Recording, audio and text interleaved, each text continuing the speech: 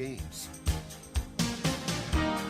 For the Elkers, after being down 19-0 to Red Bank in Week 1, they've won every quarter since. A stellar defensive performance against Smethport last week was tarnished only by a late touchdown in the fourth quarter. Offensively, the Elkers have several kids who can hurt you at any time, a fact the Wolves no doubt have focused on all week.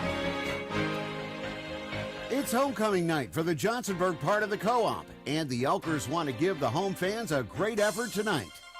Kane and Ridgway, the backyard rivalry is renewed again, next on The Hound.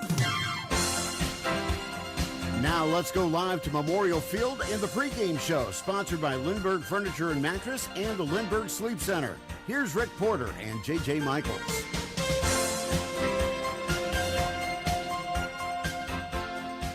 Thank you very much, and a very pleasant good evening to you, wherever you may be tonight. Welcome to the Paper City of Johnsonburg and homecoming night here for the Johnsonburg faithful.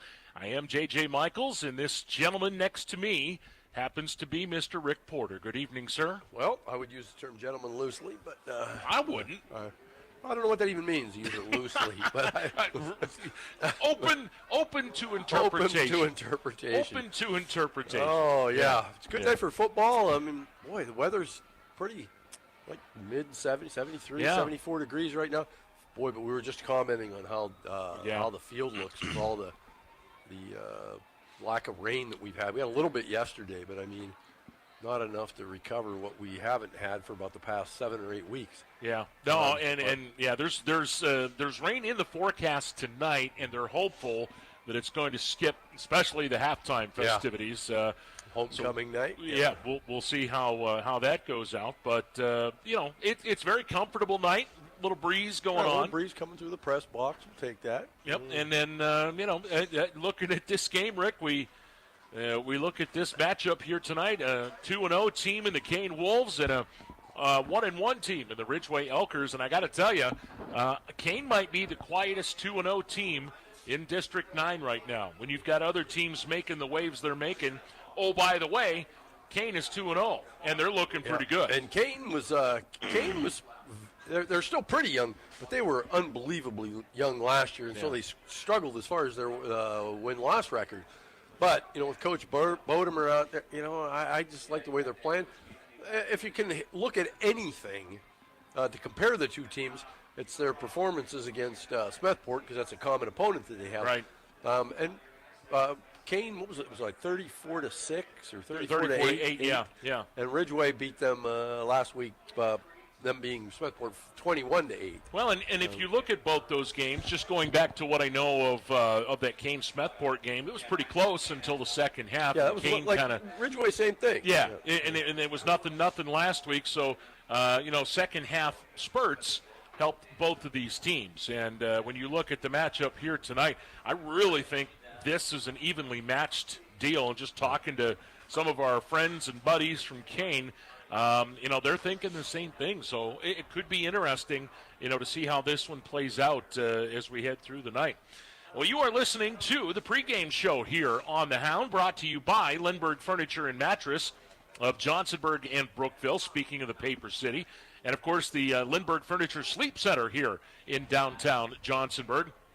For a great deal on new furniture or new bedding, shop Lindbergh. For more, like them on Facebook. And remember, you can buy it today, get it today. And, of course, our sponsor, our title sponsor for high school football this year is St. Mary's Insurance Agency and affiliates, including one right here in this wonderful little borough. That would be the Smith-Keats Agency here in Johnsonburg. Now, don't forget, of course, the agency in St. Mary's, of course, Borst Agency in Sheffield and Ridgway, and then the Emporium Agency in Emporium. For more, log on to stmariesagency.com.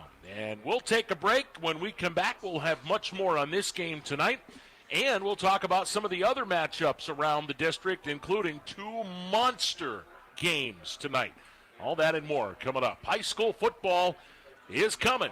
The Wolves and the Elkers on the Hound, brought to you by St. Mary's Insurance. Feeling overwhelmed by Medicare? You're not alone. But here's some help. On Wednesday, September 10th at 5:30, join Jackie Whitaker and Mark Grandinetti at the offices of St. Mary's Insurance Agency, 301 Depot Street, for a free, no-pressure Medicare workshop. They'll answer your questions, clear up the confusion, and help you avoid costly mistakes so you can feel confident about your Medicare coverage. For more information or to reserve a spot, call 814-834-2897 or visit stmarysagency.com. Hey, this is Randy with the new Lindbergh Furniture Sleep Center. Our biggest sale yet is going on now through Labor Day. How big, you ask? Save up to $1,000 off brands like Serta, Sealy, Restonic, Simmons, and more. Cooling mattress? Yep, we got them. Hybrids? Of course. Double-sided flippable models? Over 20 on display. If you haven't experienced Western Pennsylvania's largest mattress store, you're in for a treat. We've got over 100 models on display. During the Labor Day sale, choose from extra firm to super soft, something for every budget. For a limited time, get a free adjustable base with any Tempur-Pedic or Beautyrest Black mattress, plus free delivery, plus free setup, plus we'll haul out your old mattress. And why not? Hey, how about a free set of pillows? And of course, you can buy it today, get it today. But don't hit snooze on this sale, because just like summer, it's for a limited time, so hurry in. That's the new Lindbergh Furniture Sleep Center, the store for everyone who sleeps. Hey, why shop around? Why waste your time? At Lindbergh Furniture, they'll treat you fine. For selection, quality, the best in town. Shop Lindbergh, they're the best around. Lindbergh. Heating and cooling done right, guaranteed. Epic heating and cooling. All day or night when you need. Epic heating and cooling. Epic. Every time we show up for you. Epic. Making your day feel epic, like a superhero. Epic. Heating and cooling experts, tried, trusted, and true. Epic. Every install feels epic. When the time comes, you'll know. You know you've got our trusted team for the golden heat. Epic heating and cooling. All day or night when you need. Epic heating and cooling. Heating and cooling done right, guaranteed. Epic heating and cooling. Feeling worn out, tired, or just need a boost? Stop in for a vitamin infusion from the Beauty Within Med Spa with locations at Dream Float in St. Mary's and Fernan Family Practice in Ridgway. We offer several different vitamin infusions depending on your needs or symptoms. Hi, this is Dr. Katie Fernan. Did you know that vitamins are best absorbed through IVs? This treatment will replenish nutrients and give your body a needed boost. For more information or to schedule an appointment, call the office or schedule online at beautywithinmd.com. School is back in session. Is your child ready to see success? At Cartez Family Vision in Bradford, Dr. Kevin Cartez is making back-to-school eye checkups easy. For over 25 years, Dr. Cartez has been helping kids see their best. Cartez Family Vision, 23 Kennedy Street inside the historic Old City Hall, or book online at cartezfamilyvision.com or call 814-989-2010 today. Cartez Family Vision, where great vision is just a visit away. Need a loan? Go to Mountain Laurel Federal Credit Union. I'll bet you've heard that a few hundred times, but have you actually investigated it? They have a loan for your life. Whether it's an auto loan for a new or used vehicle, a loan for your college student, a home loan, a loan to get a boat, RV, ATV, or a snowmobile, or a loan to take that long overdue vacation you need. I think you get the idea. They give out a lot of loans. Not only that, but the rates on those loans are even sweeter. Do you live, work, worship, or attend school in Elk, Cameron, McKean, or Warren County? If so, then you qualify for membership at Mountain Laurel Federal Credit Union. See how simple it can be. Visit one of their 7 locations in the area or log on to mlfcu.net. Best of luck to all the athletes competing today from Mountain Laurel Federal Credit Union, where it certainly is good to be a member. When you want a hometown feel with plenty of options, you choose Spitzer Auto World St. Mary's, where the service is fun, fast, easy, and now backed by the Spitzer Shield. When you choose us, you choose a variety of brand new vehicles across 3 separate lots. When you choose us, you choose to know everything we've done to make our pre-owned vehicles second to none. A rigorous inspection process performed by factory trained technicians and professional detail inside and out. Visit us along the $1 Million Highway today for all of your Chevrolet, GMC, Chrysler, Dodge, Jeep, Ram, Ford needs. It's our Auto World St. Mary's. Our world revolves around Top you. of the line builders, the area's leader in quality roofing projects, now add seamless gutter installation to our services. At Top of the Line Builders, our staff is trained to offer professional installation. For more information and a no-obligation quote on seamless gutters, call Nick Cherry at 814-965-5785. We offer free estimates and are fully insured.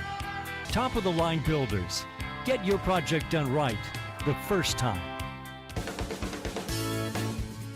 Wouldn't it be great if you could have your insurances for auto, home, business, farm, life, and retirement in just one agency? That's what Pacelli Insurance is for. They can help protect what is important for you and your family's future. Visit Pacelli Insurance in St. Mary's or call them at 814-781-3888. Pacelli Insurance, your preferred local independent insurance agency. Pacelli Insurance, where we protect your world. Have you been looking for a career in the powdered metal industry? Medco Industries is now hiring. Medco Industries on Brussels Street in St. Mary's is a locally owned company offering long-term steady careers or part-time work with advancement opportunities and great benefits. Operations are regular 8-hour shifts with most weekends off. Medco's machining facility, Pro Process LLC, offers CNC operator and setup positions in a climate-controlled facility. Apply online at medcopm.com. Medco Industries, locally owned and operated in St. Mary's for over 40 years. Welcome back to Johnsonburg and Memorial Field. J.J. Michaels, Rick Porter, and kickoff coming here tonight as the Kane Wolves and Ridgway Elkers about to hook up in this battle. Week 3 already around the high school football world, Mr. Porter, and my, do they have some pretty intense matchups as we head to Week 3. And the biggest one, there's no doubt about it, what this is. The Port Allegheny Gators traveling to Clarion tonight to take on the Central Clarion Wildcats. Boy. And oh my. You know, if I could find a way to just get a video of that one on my cell phone while we're doing this game, I might keep an eye on it. I mean, Aiden Bliss, of course, is just one of the top scoring threats in the country. Absolutely. And, of course, you know, Central Clarion, they started off the season with a loss, but they played a team that was ranked, were they like 23rd or 24th in the country in week 1. So, I don't know. That has all the makings. I mean, not really a lot of, as far as playoffs go, because Port Allegheny's in Class A, and Central Clarion's in 2A. So, but, kids don't care about that. They want to win a football game. And there's, guaranteed there's a lot of fans from Port Allegheny and Central Clarion who want the bragging rights in District 9 for the rest of the season. Hey, if I lived in Port Allegheny, I'd have been in my car by now on the way down to see that game. Yep, absolutely. Absolutely.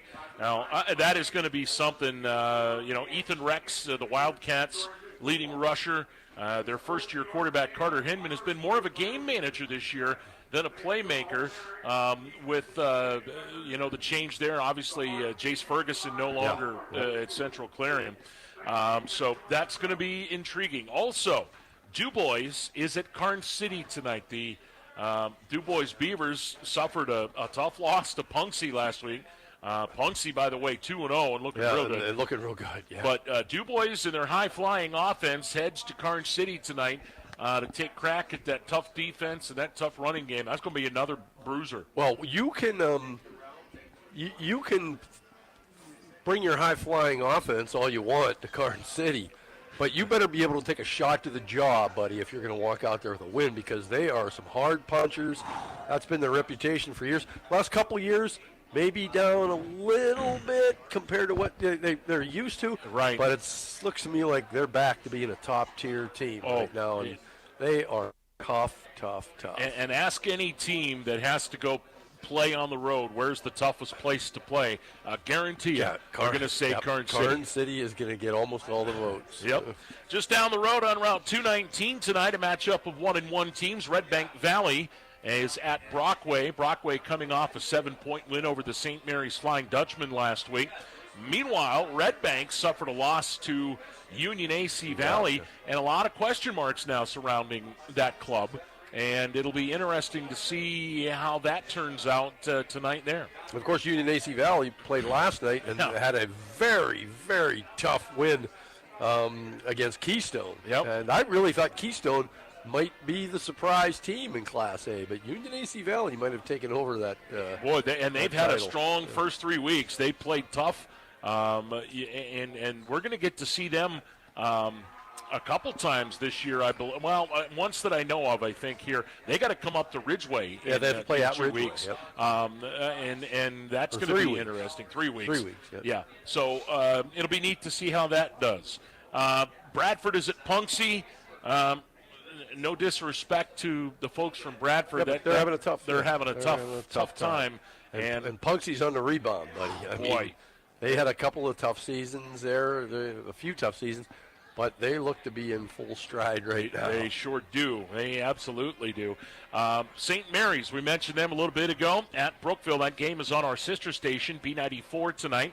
Mark Martinez, Nate Stice will have that call. And that game, pair of 0-2. St. Mary's, boy, they had a chance last week. They had the ball late, just couldn't get any big plays to get back into that one. And the Blue Raiders are struggling. They are couple too. Of games. Yeah, and they're down. And when we say that, it's not to criticize. It's cyclical. There's That's always the way stuff. it goes. It is. There's youth involved and all kinds of things. Yep.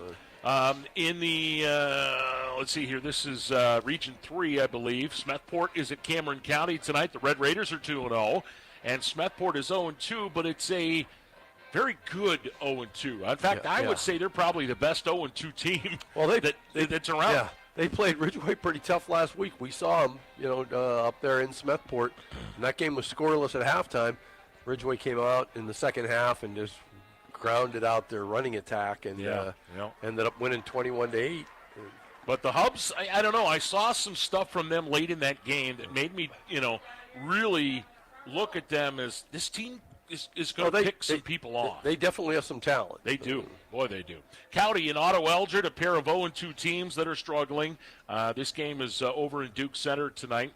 The Falcons have not scored in 2 games. They've lost 17-0 to Montauk, and Kane blanked them 31-0 last week. Their offense has struggled. The Terrors have been outscored big time. Shane McGee is their leading rusher this year, and he's a senior. Bucktail is at Montauk, pair of 1-1 teams there. Kerwinsville at Mount Union. And then Clearfield is at home tonight. I saw that. Phillipsburg Osceola is down in Clearfield. So that's the matchups here. We talked about last night that game, Union AC Valley. They were over at Keystone, and it was 15-14. Aiden Fox had a 2-point conversion reception. Yeah.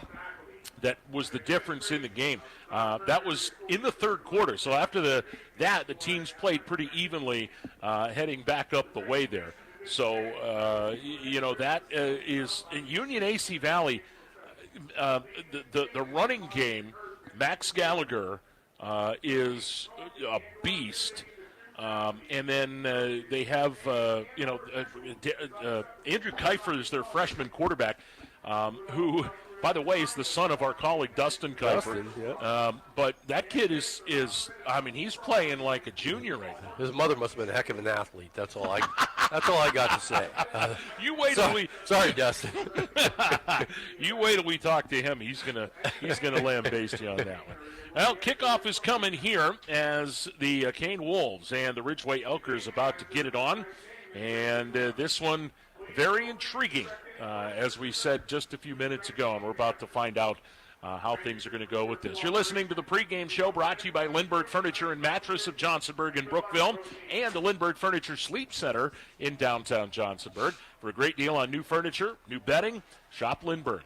You can buy it today, get it today. For more, like them on Facebook. We'll be back with more here. Kickoff coming On the Hound, brought to you by St. Mary's Insurance. When is the last time you really felt like your body was functioning properly? If you can't remember, then it's time for you to call Rowley Family Chiropractic of St. Mary's. They've been serving the community for 25 years. Their mission is to improve your overall quality of life by allowing your nervous system to work at its fullest potential. Want to know more? Log on RowleyFamilyChiropractic.com or call 814-834-1045. Rowley Family Chiropractic, improving health one spine at a time. Big changes are happening at Domtar. We've united the legacies of paper excellence, Resolute Forest products, and Domtar into one strong brand. While we have a new name, it's still the same trusted people, the same high-quality products, and the same dedication to the communities where we live and work. For roughly 200 years, our mills have been leading the way in sustainable forestry and innovative solutions, and we're just getting started. Domtar. We are the fiber for the future. Visit domtar.com to learn more. Zook Motors in Kane is a proud supporter of the area's high school sports teams. They know what it means to be part of a community. Family owned and operated, they've been serving the area for almost 100 years. That's why you can trust Zooks to find you the right vehicle for your needs and price range. Best of luck to the players and coaches in today's matchup from everyone on the team at Zook Motors, your area Ford dealer just west of Kane on Route 6. With 2 locations on Baker Alley in Ridgway and Route 219 in Johnsonburg, Elk County Foods' friendly staff is ready to serve you. They offer daily and weekly specials, including their 5 for $24.99 in the meat department. Check out their large hot and cold deli, the freshest of fresh produce, and their own homemade beef sticks and smoked cheese. Having a get-together? Let Elk County Foods do the work for you. Elk County Foods of Ridgway and Johnsonburg, hometown proud. Check us out on Facebook or visit us online. For nearly 40 years, one name in the area stands out when it comes to plumbing, heating, air conditioning, and more. Hi, this is Shirley from Newell's Plumbing and Heating and Air Conditioning. We have been providing plumbing and HVAC services in St. Mary's since 1984. Our customers are our #1 priority, and we are quick to answer or return calls, especially in emergency situations. From initial estimates through the project completion, we will work with you to ensure you're 100% satisfied. Our team of technicians has a combined 88 years of experience, so we have knowledge on our side for any job. We are professional, fair, family-friendly, and work with you to understand your needs and goals. From residential to light commercial, we can ensure your plumbing and HVAC systems are running at peak performance. For all your plumbing and heating needs, put your trust in us. Newell's Plumbing and Heating's Trout Run Road, St. Mary's. Hey, Carney from Cataldo Collision. Do you know Cataldo Collision is certified or recommended by the following automobile manufacturers? Ford, Chrysler, Dodge, Jeep, Ram, Fiat, Nissan, Kia, Hyundai,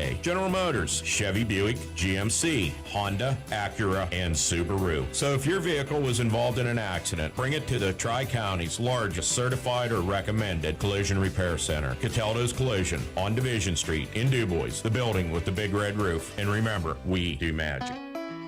Are you hungry? Bell's Meat and Poultry can fill you up with 40 mouth-watering flavors of sausage, from Greek to blueberry maple. How about a chicken breast, Virginia ham, Swiss cheese, Greek sausage, bacon-wrapped ball of deliciousness that is their world-famous griller? Don't forget they have fresh cuts of meat, and you can't have meat without cheese, and Bell's has the best smoked cheese around. Don't believe me? Just ask any of the people from State College to Buffalo that have come to Kane to visit the biggest little store around. 814-837-7321. Johnson's Tire Service on Route 6 in Clarendon has been your Goodyear tire dealer for over 40 years. If you're in the market for a new set of truck tires, Johnson's Tire Service is your area dealer for Goodyear, Michelin, and other brands. They offer alignment service for trucks, motorhomes, and trailers. Call 814-723-3950 or find them online at johnsonstire.com.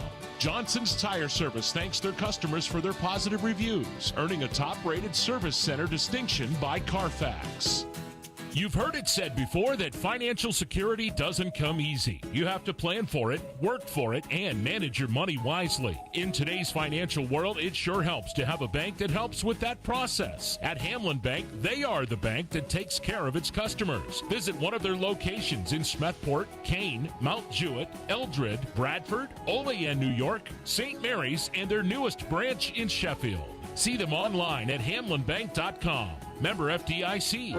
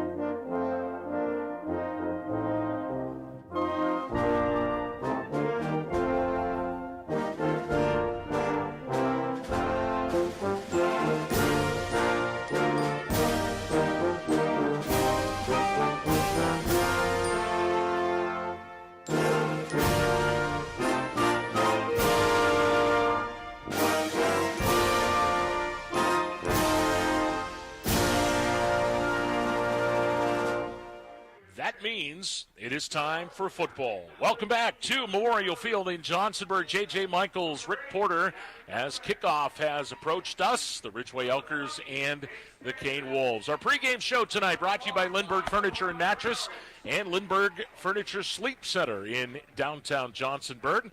Be sure to stop by and check out the great deals they have. Remember, buy it today, get it today. Find them find them again on Facebook as we get ready for kickoff. The team's meeting at midfield. And Mr. Porter, we should extend our congratulations to this Ridgway Elker football team. Last week, in case you missed it, was their 600th win in their program history. And that's pretty impressive. That tells you the history of what they've done over the years. I always think about it when I come over here because a lot of things have kind of remained unchanged. But when I was a 6-year-old kid, almost 7, my dad and a buddy of his that he worked with brought me over here in 1967. First high school football game I ever went to. They brought me over here. The late, great Mickey Buck was the quarterback for Ridgway. Yeah. And they drive me over, and then my dad took us to every game home and away for probably the next 15 years after that until I was able to just go on my own. Those are the memories you remember, don't you? Yeah. I mean, those are the things you remember. I think about that every time I come over here. You know what I don't remember? I don't remember who won that game in 67. Yeah? I was just a kid. I was just happy to be here, and I just probably got a hot somebody's dog or got to know. something. Somebody needs to. Oh, yeah. And I just remember coming over to that, and I was kind of hooked as a kid on just enjoying watching sports. And we're still hooked, aren't we? And we're still hooked. It is the top of the hour at WDDH St. Mary's, 97.5 The Hound. J.J. Michaels, Rick Porter, online at houndcountry.com through the Hound app, and, of course, video streaming on our YouTube page, which you can connect with through our Facebook page. We'll have that streaming there. Wolves in the road whites, the blue numerals. Elkers in the home maroons with the white numerals, and Tyson Boschert will kick it off as the Elkers will have it first, and he's gonna bring it out. Touchback. It's an automatic touchback. An automatic touchback that goes into the end zone. Yep. So it'll be Elker ball, first down at the 20-yard line. Now the last couple weeks, Rick, we've seen a different set of people running the ball. It was Nate Stager, the feature, week 1. Last week was Marcus Gerg for the first part, and then Allegretto. And then, Rocco Allegretto. Both of these teams have been kind of second-half teams offensively. Yeah. So we'll see what happens. I think this is a good matchup. I called my bookie. He told me it was a toss. Oh, yeah, I got to remember that I'm doing camera duty. Oh, there you go. Yeah, I appreciate you doing that. Yeah. If I forget, just remind me. Oh, I'll poke you in the arm. Don't worry about that. First down, they go with Xavier Stockman up the middle. Stockman runs into a couple of blue and white jerseys, and then he gets driven backwards after a short gain on the play. He'll get up to about the 26-yard line, gain of about 6. Give him 6. Boy, what a nice night, though. But it's gorgeous. And then, it's just the right temperature, I think, anyway. Ridgway would just absolutely love to maintain the football and score with about 9.5 minutes left in the second quarter if they could. Figure out a way to constructive drive that long. Second down, Stockman in the backfield with Gerg, and Stockman will hand off to Stager. Run right, sweep around the corner. Got a block. First down, 35 and out of bounds, up across the 35 to the 36. I didn't see who threw all the blocks, but I saw Marcus Gerg out there with a key block. And, boy, if you're Nate Stager and you can get one key block, boy, that gives you an extra 5, 8, 10 yards every time. And he's got such a set of afterburners that once he hits that corner, look out. Yep. So first down for the Elkers at the 36-yard line. Moving right to left. And now we've got a stoppage here. Yeah. Official timeout. Not sure what that was about, but now they're going to start the clock again and let it go. So on first down, it'll be straight ahead. That is Stockman, and Stockman dives over the 40 out to the 43. No, check it, it's Marcus Gerg. Gerg, yeah, snap to Marcus. I thought it was Stockman too. They're both similar in stature. Yeah, Stockman, boy, he's really been an asset this year, but Marcus Gerg has been their kind of punch in the jaw guy. Yeah. All season. Oh boy. He's the guy that you need a 2-yard gain. He'll get you 3, and he'll knock 2 guys out on the way. Gerg and Allegretto now in the backfield, and it'll be Rocco heading to the right side, looking for the corner. Gets a block. First down and out of bounds at the 47. Needed 3, got about 5. And we talk about people that we know and kids playing. Will Silfies was in on that last tackle, and you remember that name, don't you? Familiar name from Kane Wolves football. Absolutely. His dad, Todd, of course, the head coach for many years. And just a super nice guy Super on top guy. of everything else. Yep. That also means that we're getting old, Rick. Here's Yeah, it does. Gerg straight ahead. And a big hole. He's pushing into Kane territory down to the 45-yard line. He got 8, close to 9 yards out of that. Probably give him 8, yeah. And this is exactly what Ridgway wants to do. If you let them do this all night long, they'll take it and they will just ram it down your throat. And there is not an offensive coordinator alive at any level doesn't want to make a play call on 2nd and 2. Right. And the Elkers line up with Stager now in the backfield with Gerg. And it'll be Nate heading to the right. This time, he gets away from a tackle. Nice move by Stager for the first down. Boy, it looked like he was going to be caught in the backfield, Rick, but he snuck away, and first down Elkers. Rocco Allegretto out there leading the way with a nice block.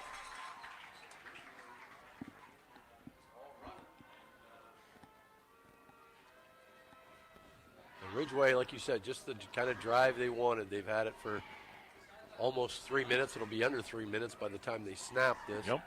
And they're sitting pretty at at the Kane 41-yard line. First drive of the game, no score. Clock, as Rick mentioned, down to 8:52 to go in this first quarter.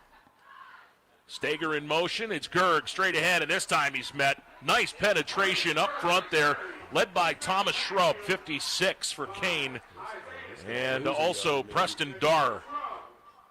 Preston Darr, of course, had a great season last year. And it's a tough season for the Wolves last year, but he was a name that I remember as having a pretty solid season. That was Gerg that carried that, right? It was Gerg, yep. Okay.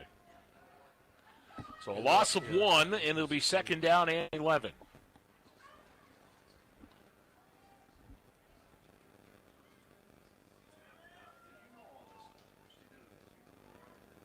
Now an I formation here.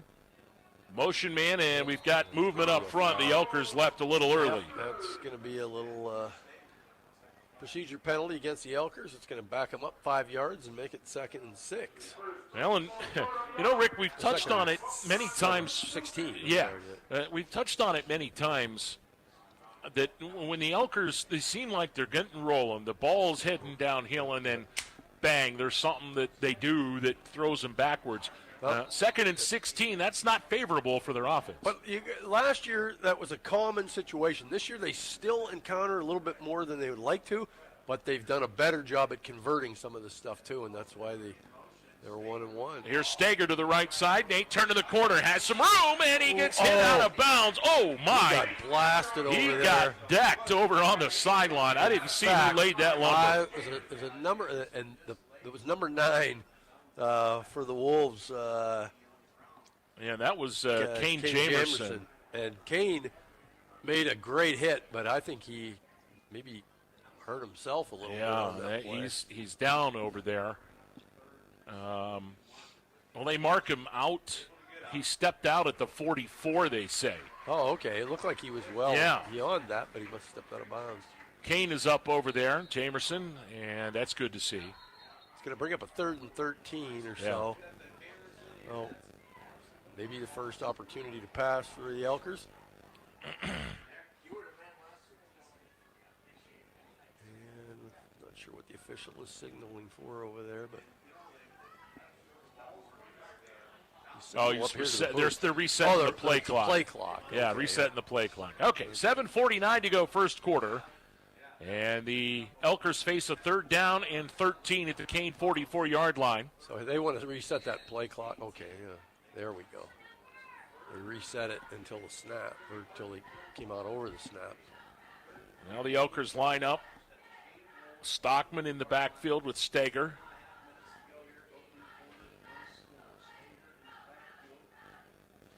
And they're going to go with, that is the freshman, Jace Zimmerman to the left side. Zimmerman squirms away and down to the 36-yard line. And Jace has been pretty solid at times this year. I mean, well, and he big plays in both their first 2 games. Yeah, he has been a nice little spell for the Bruisers in there, Allegretto and Gerg. And now it's 4th down and 5, and I think the Elkers going to go for it here.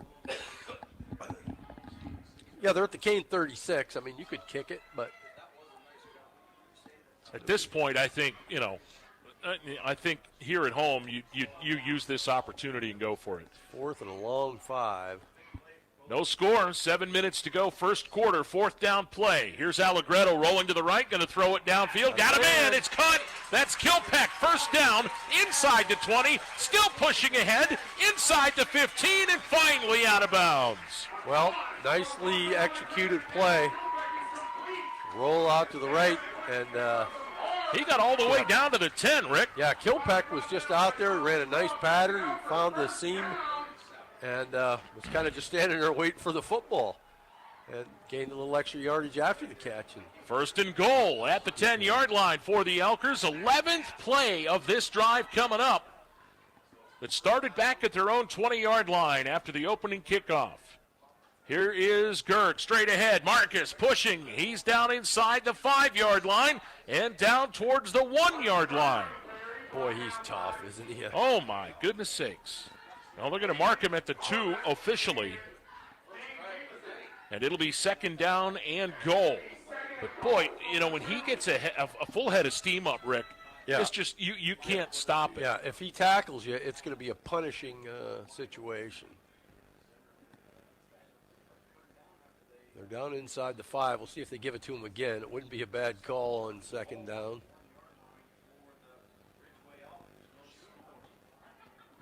O-line for Ridgway, moving guys out. They are the key to this offense. Here's Stockman right side. Xavier pushes ahead, and he is in. Touchdown, Elkers. What an opening drive. 6 minutes and 3 seconds into the game. That's the Spitzer scoring play, brought to you by the Spitzer Auto World on the $1 Million Highway in St. Mary's. Their world revolves around you. And now Ridgway lines up and will try this extra point here by Casilio.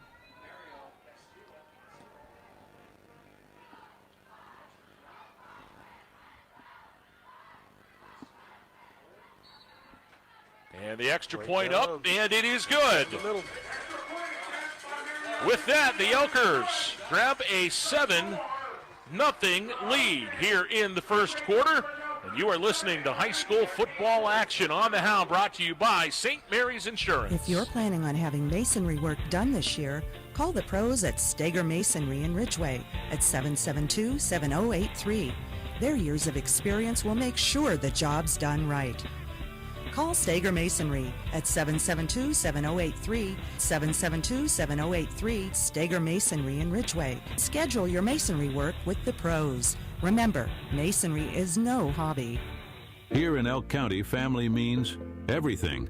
At St. Mary's Insurance and Affiliates, we treat our clients like part of our family.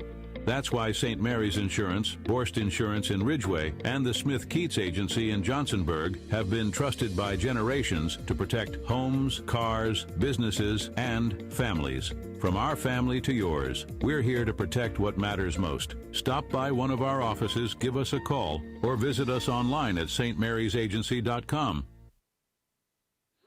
7-0. The Elkers lead it on the touchdown run by Xavier Stockman. And if you're to draw up how you want the first drive to go, that's exactly it. The kickoff down to the 15-yard line, and on the return, up over the 30 to the 35. That's Will Silfies on that return. And he gets out, they're going to mark him, let's see here, the 35. So that's where Kane will start, 1st and 10. Well, like you said, that first drive for Ridgway was, I mean, if they were to just draw it up, it would have gone exactly like it went. And they get the touchdown, kick the conversion, sitting at 7-0, see what they can do on defense now. So now Eric Novosel, the junior quarterback in the offense. There's a little pitch pass completion there to Hayden Hollaback, and Hollaback, I don't know if he got back to the line of scrimmage. If he did, he's lucky. Logan Hake made the initial, he was the initial resistance, but he couldn't quite make the tackle. No gain on the play. It'll be 2nd down and 10. You want to flip that light off over there? Oh, yeah. Yep.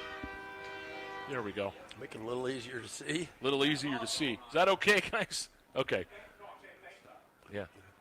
5:15 to go, first quarter. 7-0 Ridgway. Now a man in motion, and they hand it off. It's Anderson, and he gets hit right. Marcus Gerg in on that tackle.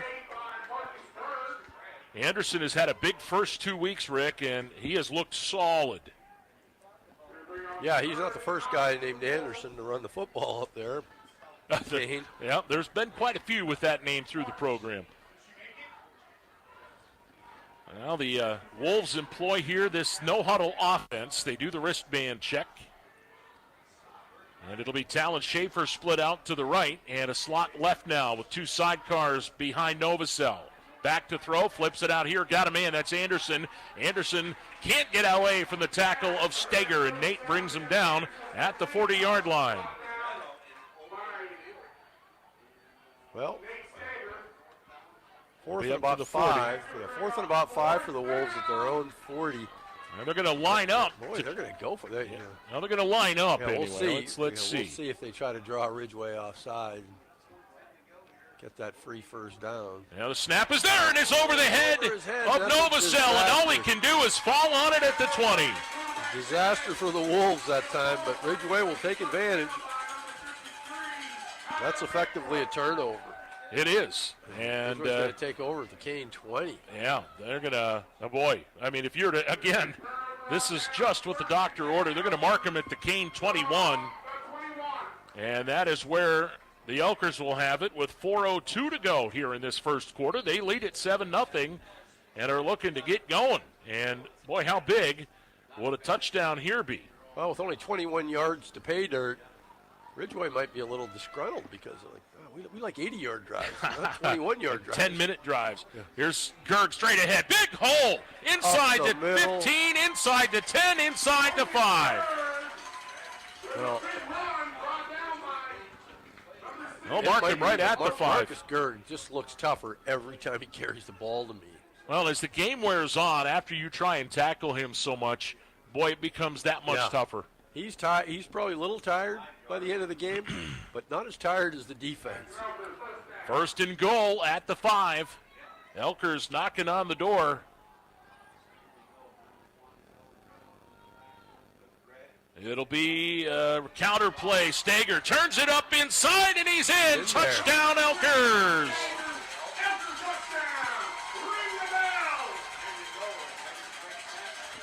Well, Ridgway on a roll here early. This is obviously the best first quarter they've had over the first 2+ games. Well, that's really going to ruin their time of possession. Yeah. They're not going to like that. So now it'll be Casilio for the point after. And good snap, good hold, kick on the way, and it is good. The 5-yard touchdown run by Nate Stager, the Spitzer scoring play, brought to you by Spitzer Auto World on the $1 Million Highway, St. Mary's. Ridgway 14, Kane nothing. We're back after this, brought to you by St. Mary's Insurance. Maybe we are. We're somewhere. Yeah, we're somewhere. Okay. Well, my laptop is not wanting to cooperate, so we'll keep it right here. But Rick, boy, what a start for the Elkers here. 14-0, and they have dominated here, and that you wonder, fourth down, Kane probably could have kicked it away. Yeah. You don't know. Those are the things that's hindsight's 20/20, you know. Well, then a bad snap, and Ridgway ended up with unbelievable field position to Kane 21, and it took them almost no time to get into the end zone. Elkers with a 2-touchdown lead with 3:28 to play first quarter. Here's the kickoff, and it'll come down to Hollebeck. Well, it'll go over his head and into the end zone, and it'll be a touchback. So Kane will have it 1st and 10 at their own 20, 3:28 to go in the first quarter. It is 14-0. Ridgway leading this. Touchdown runs, 2 of them here in this first quarter. Xavier Stockman with the 2-yard run, and then the 5-yard jaunt just a moment ago by Nate Stager. Yep. So 1st and 10 for the Wolves, and from the shotgun, Novosel. And play fake, he'll keep it himself, straight ahead, dives forward, gets hit and dropped after about a 2 or 3 yard gain. They'll give him the 23. Ridgway just looks really confident right now. Well, and it's tough, man. They haven't had any home cooking for the first couple weeks of the year. Yeah. Now they get a home game finally. Yeah, especially when you have a lot of young players and you got to make 2 road trips. I went to Red Bank and Smethport. Yep. Neither one of those are short trips. Now Kane going to put 3 to the right here in this formation. Anderson, the sidecar back there, and they hand it to him. Heading to the left, he dives forward. He'll get a yard, but he is swallowed up real nicely by that Elker defense. Stockman was there, and it looks like number 77 for Ridgway, Logan Hake. 2:30 to go first quarter.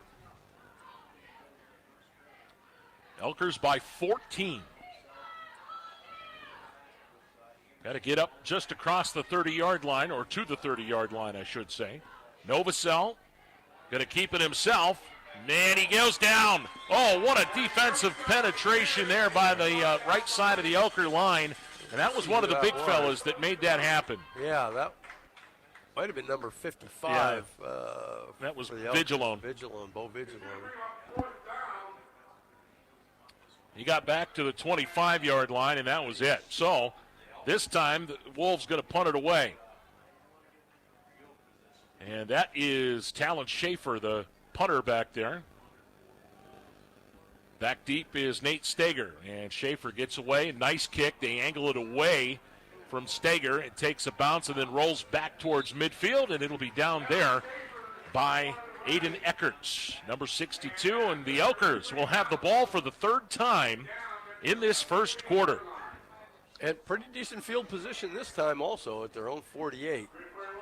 It's not exactly like getting it on your opponent's 21, but you'll take it.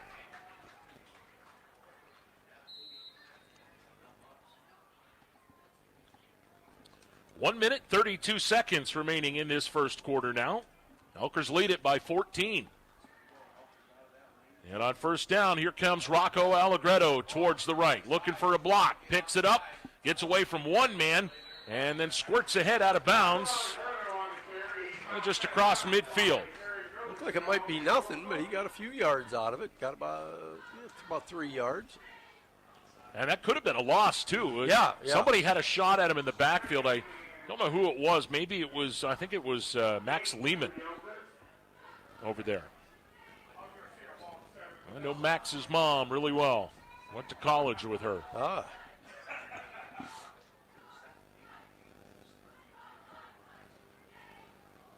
Second down, 7. Here comes Allegretto, moving through some traffic there. Somebody lost the helmet, and down goes Allegretto. I think that might have been Rocco's helmet. It was. That was stacked up pretty well by the Kane defense. There's a penalty flag on that play. Penalty flag is right about where the tackle was made. And they mark him down at the 47. Talking to the guy in the white hat. See what the referee signaled. Now Allegretto's got to stay out of play, I think. And it's a face mask on Kane. It's the Wolves, and it's a personal foul variety. It's going to give the Ridgway Elkers first down.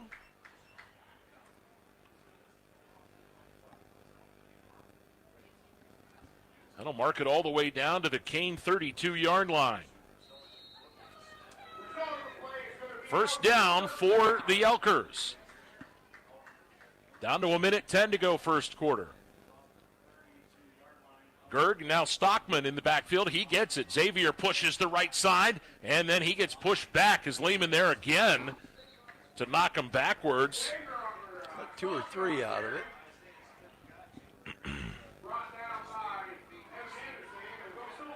Yeah, 31-yard line. Gain of a yard. Under a minute to go now, down to 42 seconds here in the first quarter. Elkers face second down and 9. 2 touchdowns here. It's been a great first quarter for the Maroon and White. Yeah, they have not had any trouble whatsoever. Now a slot left here for the Elkers in this formation. It's Gerg, and he goes straight ahead. Marcus left side, down inside the 30 to the 27. And that will appear to be the final play of the first quarter. It will. We've played one here, and the Elkers lead it 14-0. High school football on the Hound, brought to you by St. Mary's Insurance. Lindbergh Furniture, that's the store. Where you'll find bargains galore. Bob and Bonnie will save you cash. And deliver your furniture in a flash. Lindbergh. Hey, this is Randy with Lindbergh Furniture and Mattress. Our biggest sale ever is going on now through Labor Day. How big, you ask? Save up to 60% off on brands like Lazy Boy, Serta, Sealy, Catnap, or Barcalonger, and more. Right now, get a free recliner with any Lazy Boy sofa and Love Seat group. Get a free adjustable base with any Tempur-Pedic or Beauty Rest black mattress. How about free local delivery, free removal, and free setup? You got it. We have the largest selection of recliners in the area with over 600 in stock, plus over 50 lift chairs on display. You can choose from over 100 sofas starting at just $299. Sectionals, dinettes, bedrooms, accessories, they're all on sale. As always, we guarantee the lowest price, and you can buy it today, get it today. But don't wait, because just like summer, it's for a limited time, so hurry in. That's the Labor Day sale going on now at Lindbergh Furniture and Mattress of Johnsonburg and Brookville. Like us on Facebook.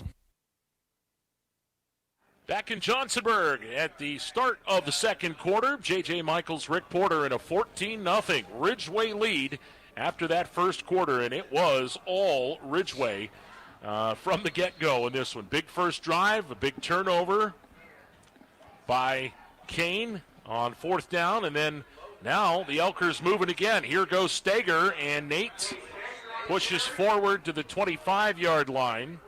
Kane's defensive front doing a good job of tackling low in this first quarter, and that's what you got to do with kids like Nate and Gerg, because if you don't, they're going to burn you. Well, you got to upset them, no doubt about it. Boy, they sure have had their way. What did Gerg have in that first quarter? Let me find out. He had a lot. Marcus, 6 carries, 42 yards. 42 yards in one quarter. That's pretty good. Yep.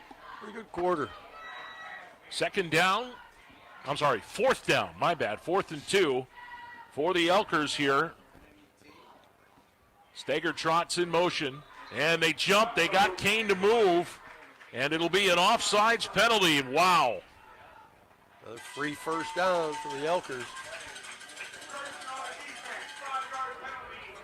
And that will give them the first down to the Kane 20-yard line. 11-12 to go in the first half. Boy, just about everything's gone Ridgway's way. Yeah, it really has. I mean, offensively, Kane has a net of -9 yardage.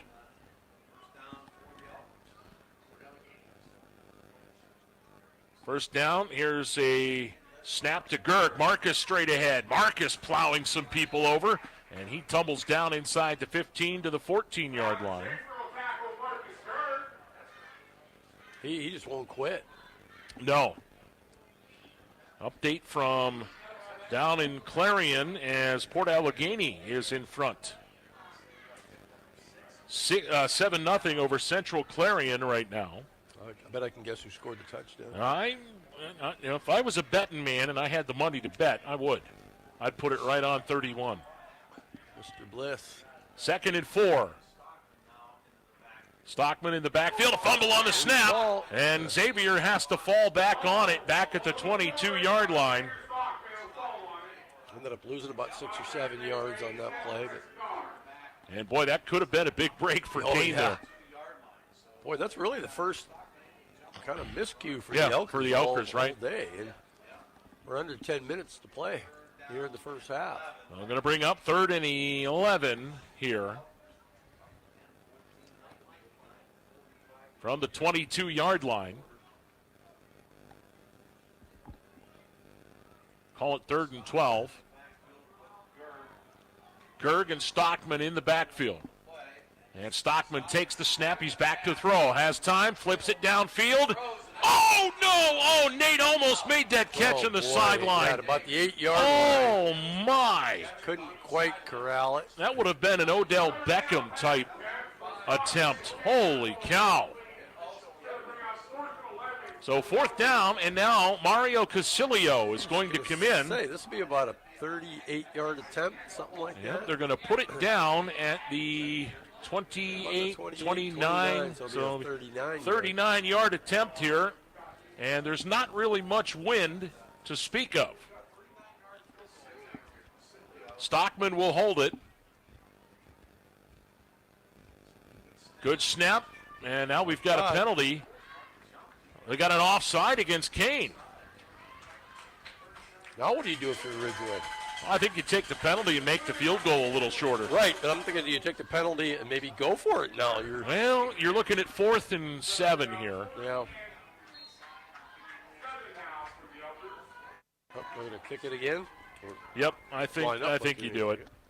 It's just going to make it a 34-yard 34-yard attempt. Good snap, good hold. Kick on the way. And Casilio nails it. A 34-yard field goal attempt is good. That is your Spitzer scoring play. Brought to you by the Spitzer Auto World on the $1 Million Highway in St. Mary's. Their world revolves around you. And with that, Ridgway extends to a 17-0 lead. You're listening to High School Football on the Hound, brought to you by St. Mary's Insurance. Hi, this is Dr. Katie Fernan from Beauty Within MD and Athena Laser Company. Would you like to reduce wrinkles and tighten your skin? Or maybe you have unwanted hair, a scar, or a tattoo that you want to have removed. The Beauty Within MD Med Spa offers a variety of procedures, from Botox, acupuncture, permanent hair removal, to scar removal, and more. For a complete list of services or to schedule at the Ridgway or St. Mary's location, check us out at beautywithinmd.com. 17-0, the field goal there by Mario Casilio with 9:20 to go in the first half, and now the ensuing kickoff, that's going to go into the end zone for another touchback. So the Wolves are going to get the football back with 9:20 to go here in this first half, and a 17-0 deficit. If you're Kane, Rick, you got to look at this and think, man, what's happened? We're just flipping back and forth here, and before we know it, we're down 17-0. Well, we thought right out of the chute that this was going to be a really tight game, and yeah, Ridgway's really had a dominant first quarter. First down, here's a flip pass out here, and it's dropped. Incomplete. They tried to do the screen. Incomplete. I thought maybe it was behind the line of scrimmage. They tried to get it to Hollebeck, and it'll be second down. Of course, coming up at halftime, they will have the crowning of the Johnsonburg Homecoming Court, and we're hoping to carry that for you if we can. This is the only game to be played in Paper City this year. Normally 2, this year just 1. Here's Novosel looking for room himself, and he runs into a pile of maroon. He'll get maybe a yard, that's it. And the one thing you don't want to do here if you're Kane, Rick, is go 3 and out. Well, Ridgway's defense has really been impressive.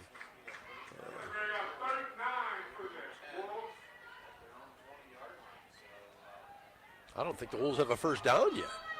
They don't. They don't have. In fact, they don't have positive yardage. Third down. Novosel from the shotgun. He's got 4 wide. Here's a play fake. Now he flips it downfield. Got a man there. Oh, it's incomplete. Overthrown. He had Hollebeck, and Hollebeck had about 5 yards on the defender, and he would have been gone if it was on target. Definitely. My. The Wolves are going to have to kick it now.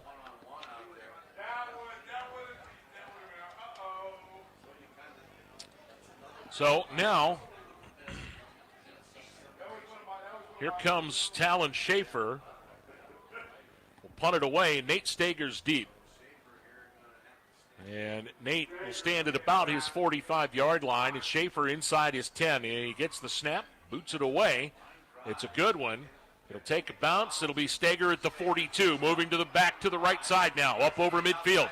Looking for room, and he gets hit and dropped by Kane Jamerson at about the Kane 45-yard line. Yeah, nice tackle by Kane Jamerson, but still pretty good position for Ray Elkers at the 45-yard line of the Wolves.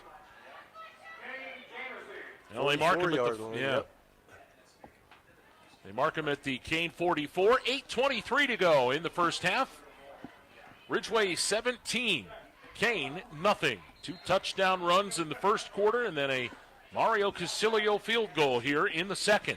For the most part, the Elkers have been able to do whatever they want. First down, Stager in motion, and they fumble the snap. It's picked up by Gerd. Now what? I heard a whistle. Well, it's going to be a false start. So okay, so that never happened. That play never happened. So that'll move it back to the Kane 49, and it'll be 1st and 15. That's the second penalty on Ridgway here in this first half, both 5-yard varieties. And the Elkers with almost 11 minutes of possession time, Rick, in this first half. Yeah, and there's not quite 14 minutes that have been played. Or not quite 15 minutes.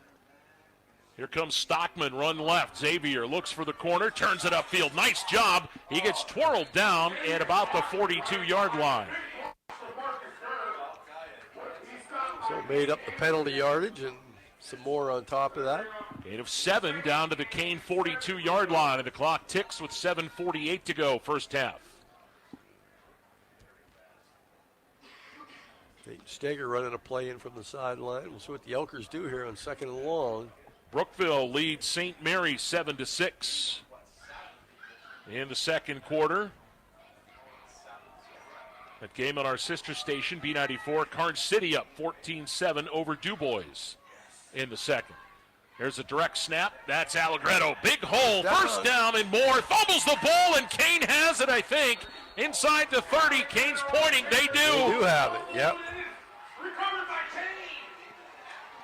And, Stager, I think. That was Stager, right? Yep. Yeah, Nate unfortunately fumbled that baby. Kane Jamerson on the recovery, and if you're wearing the blue and red right now, that's a big one.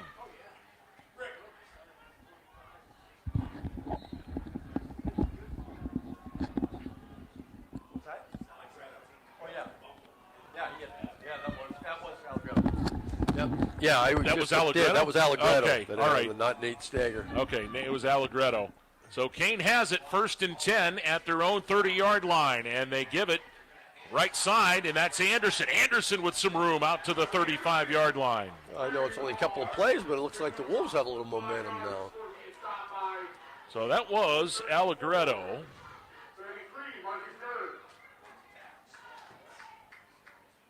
Wolves picked up about 5 on that. It's going to be 2nd and 5. Quickly back up to the line here.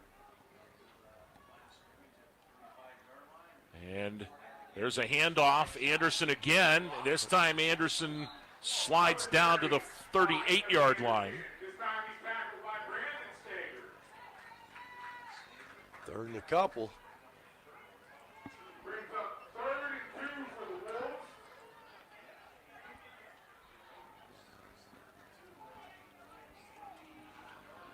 Wolves, if they get Anderson established, Rick, this is going to be an interesting game the rest of the way. Play fake.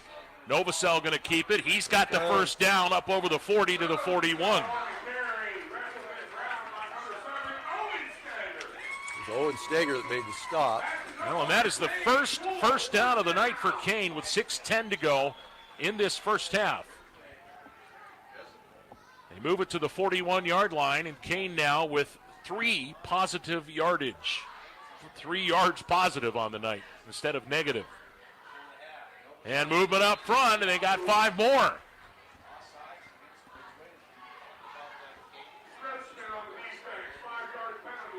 And credit that. I'll tell you, that's a heads-up deal by Eric Novosel there because he did the hard count, Rick.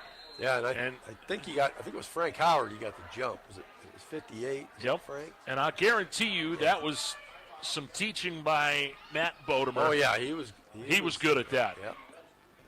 Novosel puts a man in motion. That's Jamerson. Now we've got another whistle and another flag, and we've got a procedure penalty against Kane. So he gives the 5 yards right back.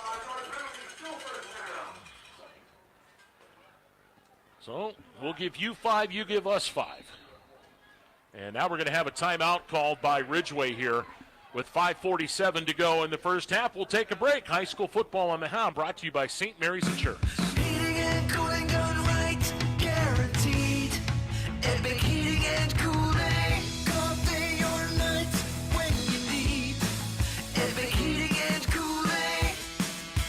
Epic. Every time we show up for you. Epic.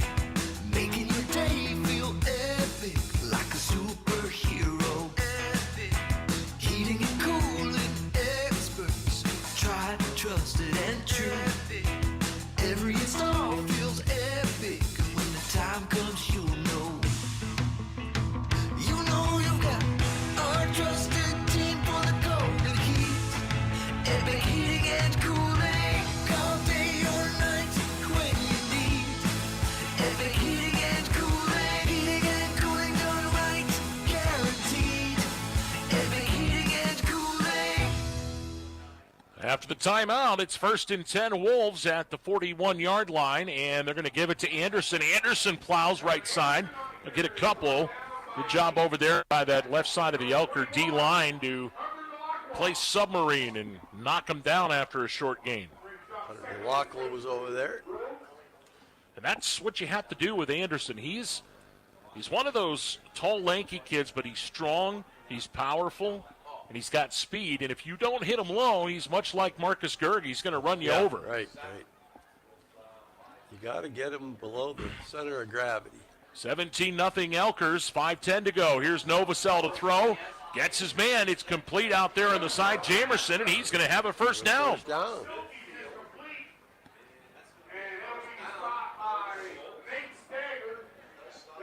No, that was Jamerson. The announcer said Silfies, but it's not. And it'll be to the Ridgway 49-yard line. Gain of 8, first down. Under 5 minutes to play first half. And the thing is for Kane here, you don't need a 17-point play. You need a touchdown. Here's draw play to Novosel. Novosel dives ahead for 1, maybe 2.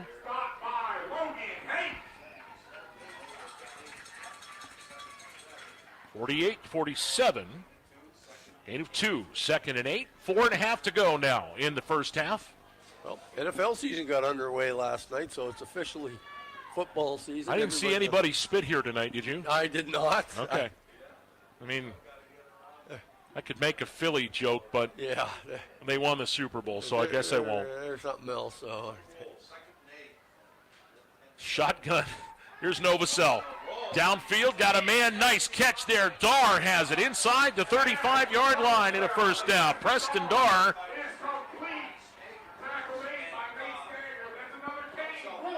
All of a sudden in this 34-yard line. Kane's starting to look like a different team. Yes, they are. I'll tell you, man, keep turnovers like that. You think about it, Ridgway was knocking on the door of going up by 7 more. It's all about getting a little momentum. Absolutely. Then you start to believe in your team. And we got a flag on the far side. That's legal procedure. Well, it's going to cost them 5 yards. But penalties have not been kind to the Wolves so far here in the first half. Of course, they're never kind, but... First and 15 now, back at the 39-yard line. No head coach after the game ever said, we had some really nice penalties in the first half that helped us, No. Yeah, I've never seen a coach praise a penalty. No. However, I take that back, and I'll explain myself. Thing. Yeah, it was to prevent a touchdown pass. Here's a give, Anderson left side. Breaks from 1, breaks from 2. Nice squirm ahead, down to the 34-yard line. Boy, that kid is tough. He's not real big either.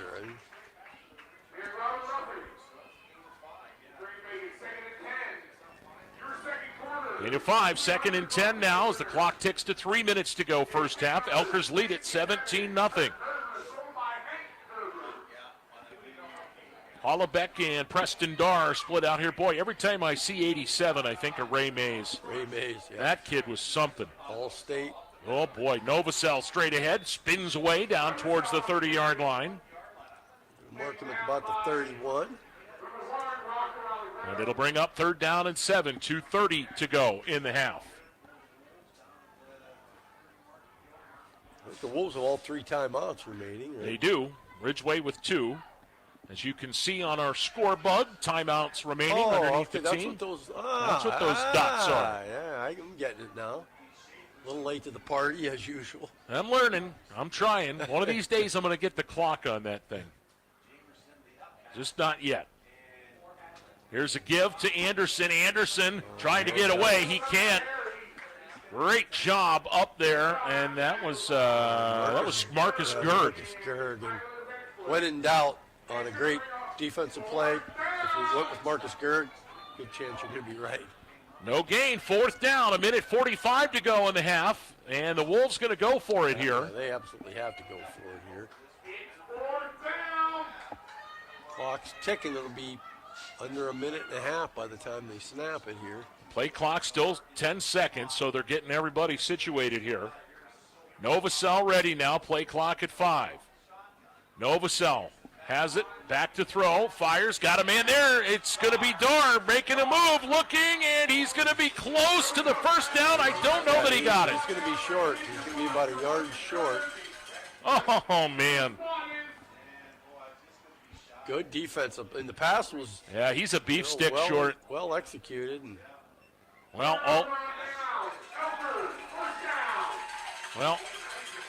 wow, that mark was closer than I thought it was, and I can't believe they didn't at least measure that. Yeah, I thought he just barely got out to the 35, maybe even a little short, but he's a little beyond the 35.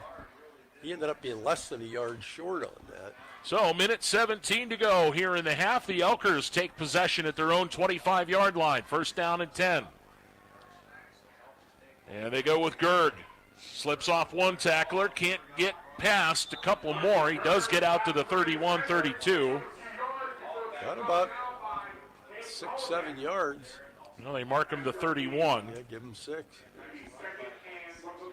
Down to 1 minute to go in the half. I think Ridgway just content to run this out, and I would be too. I wouldn't take any unnecessary chances with this one.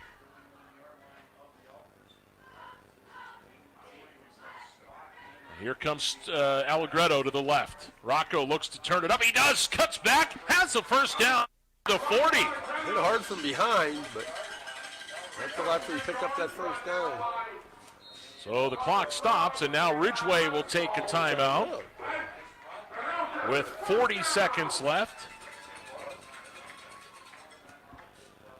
And if you watch up on the screen here, you will see another timeout disappear for the Ridgway side. There it is. So the Elkers with 1, Wolves with 3 remaining.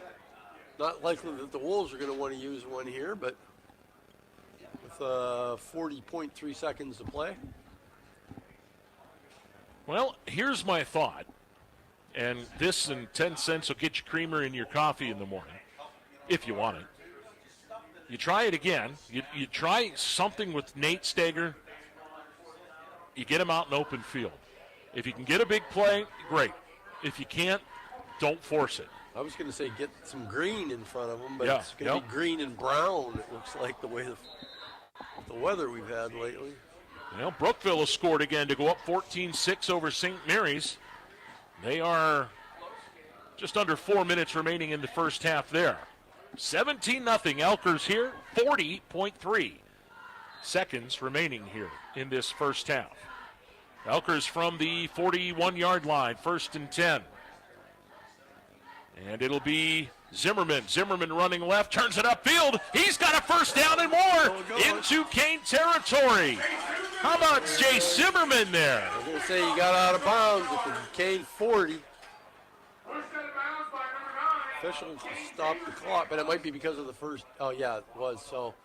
Yeah, they said he's not out of bounds, so they're going to wind it 27-26. First down at the Kane 40. And here comes Allegretto to the right side. Rocco with room, inside the 35, inside the 30 with another first down. Ridgway might want to think about taking that last time out.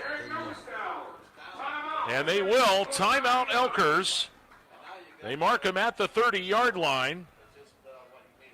That's their final one. 17.9 seconds remaining here in this first half. You want to watch it again, Rick? They're at the Kane 30. Oh, can you do that? There it goes. Oh, yeah, I do that right from here. Oh, you're a miracle worker. I'm trying. I really am. There it goes. This is cool, man. Yep, it's like a new toy. It's like a new toy for me. So, first down. Now here, 30-yard line, and you've got no timeouts left. So whatever you do here, Rick, you've got to get sideline. Yeah, you got to get to the sideline. I can't imagine that they're going to run the ball here. You don't want to do anything dumb because worst case scenario, you want to go in the locker room with a 17-point lead. Yep. So first down and 10. Allegretto's in the backfield with Gerd. And it's Gerd. Going to throw it, and they tried a little alley-oop-de-doop with Allegretto out of the backfield, and it's incomplete. He was kind of open at about the 22, 23-yard line, but. And I think Marcus threw that a little too quick. A little bit, yeah. He had more time than he thought. And he's not a quarterback. He's a punisher. Don't tell him that. He'll tell you that he is. Yeah, he'll probably throw for 400 yards in the second half now. Well, if I was a betting man, I'd bet more on 400 rushing. If he does that, I'm calling Mike Tom. You're right. Hey, if Aaron Rodgers gets hurt, there's a kid up here in Ridgway. Second down.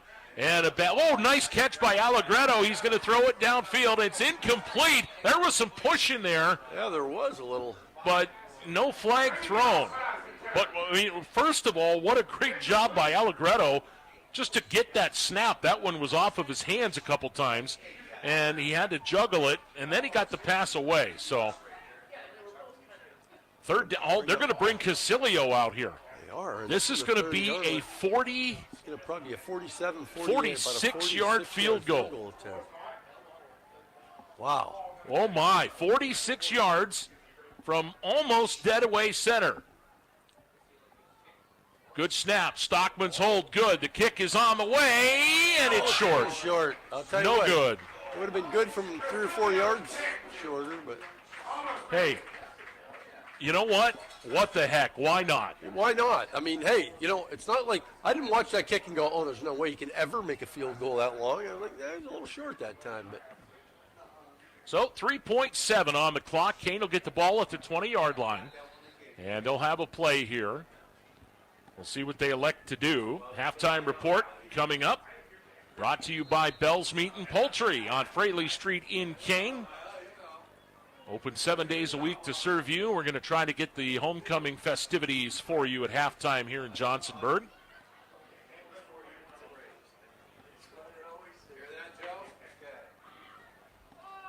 Novacell will employ 4 receivers in this formation. And they're going to give it to Anderson. Anderson will go straight ahead, and that is how the half will end.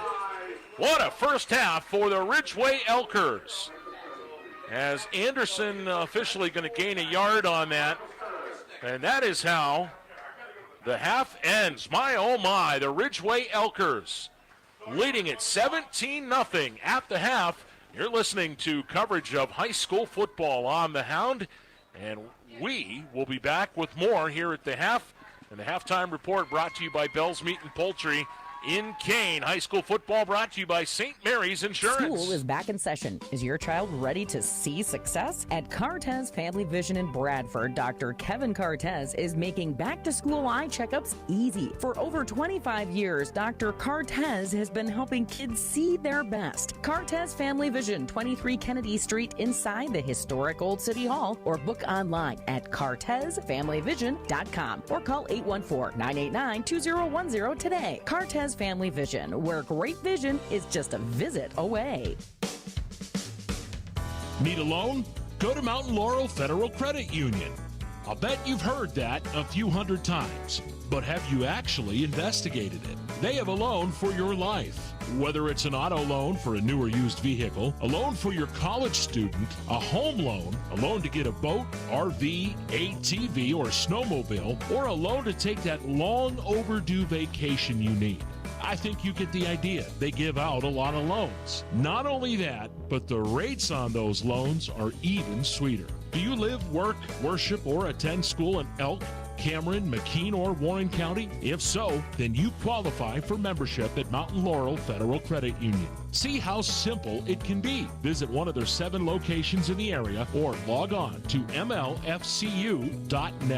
Best of luck to all the athletes competing today from Mountain Laurel Federal Credit Union, where it certainly is good to be a member. When you want a hometown feel with plenty of options, you choose Spitzer Auto World St. Mary's, where the service is fun, fast, easy, and now backed by the Spitzer Shield. When you choose us, you choose a variety of brand new vehicles across 3 separate lots. When you choose us, you choose to know everything we've done to make our pre-owned vehicles second to none. A rigorous inspection process performed by factory-trained technicians and professional detail inside and out. Visit us along the $1 Million Highway today for all of your Chevrolet, GMC, Chrysler, Dodge, Jeep, Ram, Ford needs. Spitzer Auto World St. Mary's, our world revolves around you. Top of the line builders, the area's leader in quality roofing projects, now add seamless gutter installation to our services.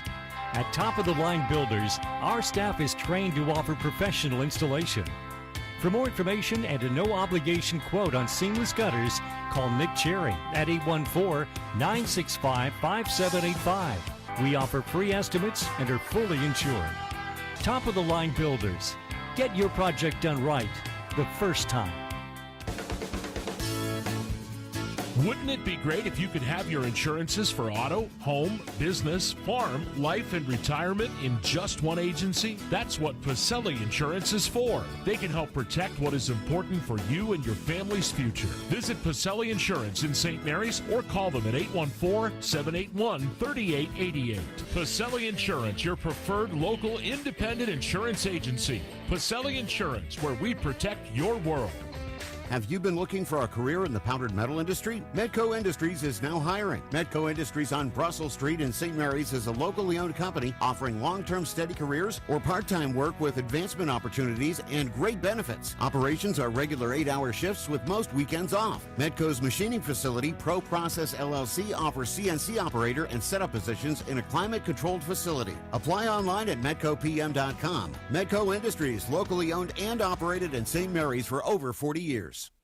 Welcome back to Johnsonburg. J.J. Michaels, Rick Porter at Memorial Field. And at the half, it is a 17-0 Ridgway Elker lead as the Elker Band performing right now at halftime. And, of course, it is homecoming here in Johnsonburg, so we are going to try to get you, we'll try to get you the halftime ceremony here when they introduce the candidates and then crown the queen.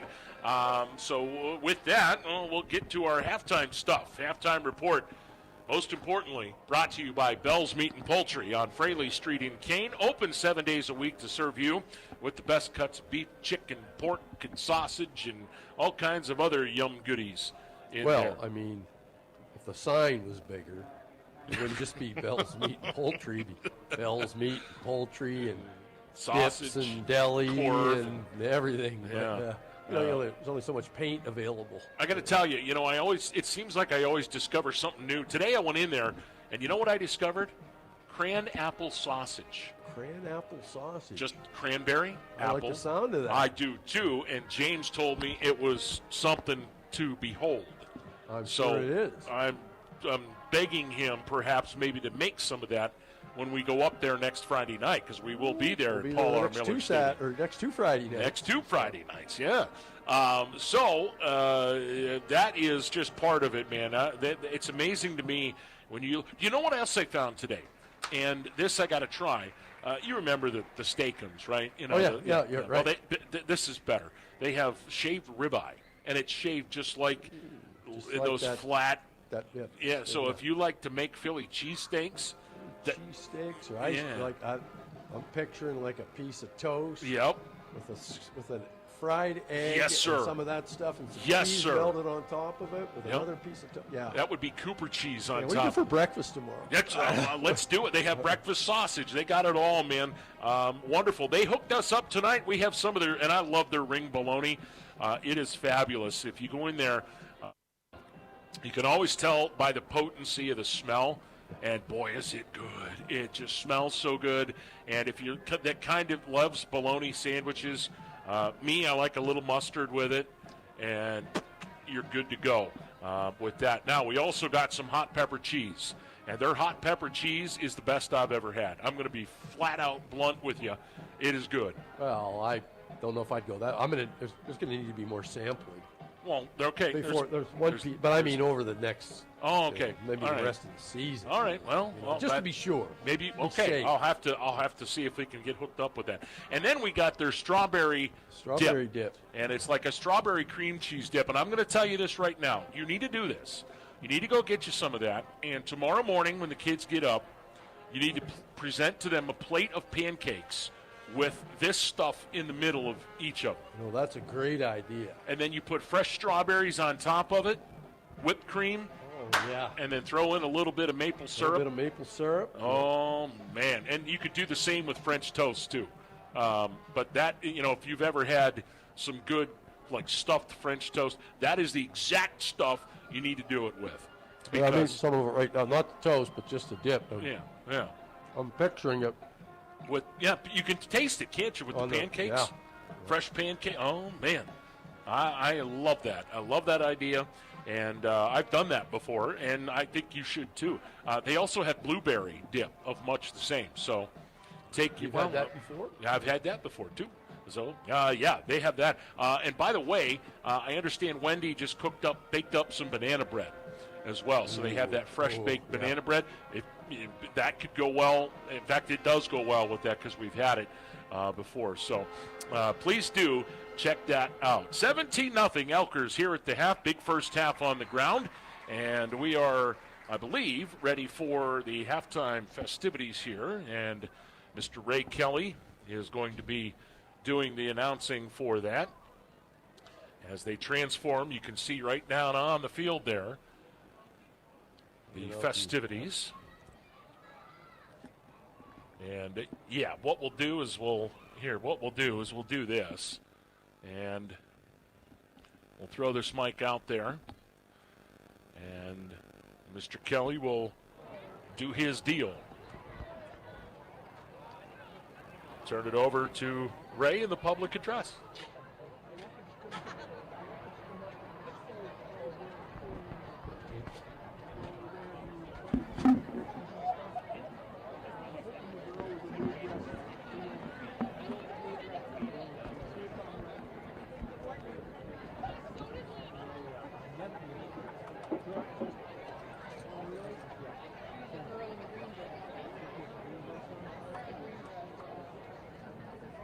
Good evening, and welcome to the 2025 Johnsonburg Area High School Homecoming Ceremony.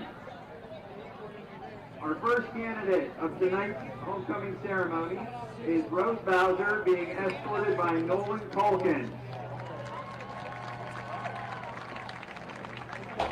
Rose is the daughter of Amber and Bob Bowser of Johnsonburg. Her activities include volleyball, track and field, drama club, science club, prom committee, high honor roll, and class treasurer.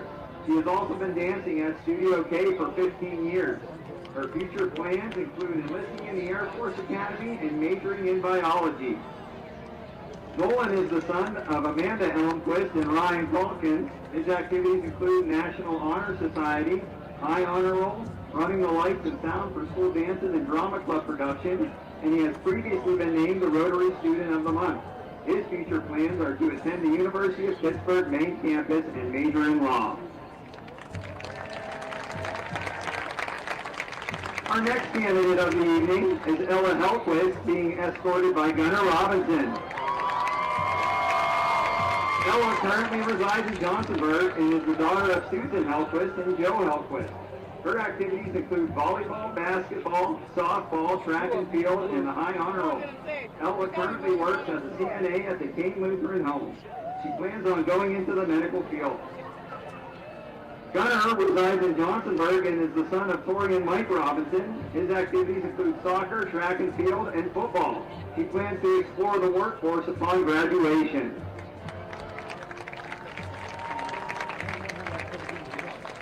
The next candidate of the evening is Tessa McKay, being escorted by Gino Casilio.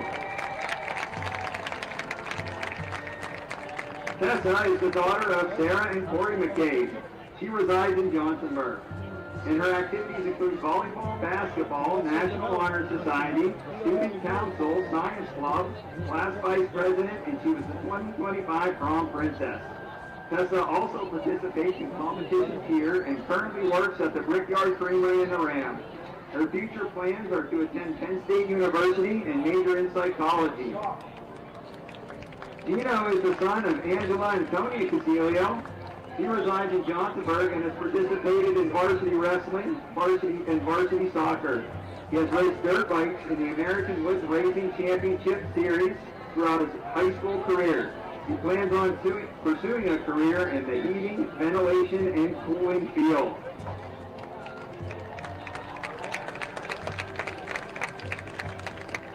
The next candidate is Kaya Melquist, being escorted by Gabe Singer. Kaya is the daughter of Don Melquist and Greg Melquist of Johnsonburg. Her activities include Science Club. Her future plans are to attend Penn State Barron and major in nursing. Gage is the son of Stephanie Wilnauer and resides in Wilcox. His activities include wrestling and lifting weights. His future plans are to enlist in the Air Force or start his own business.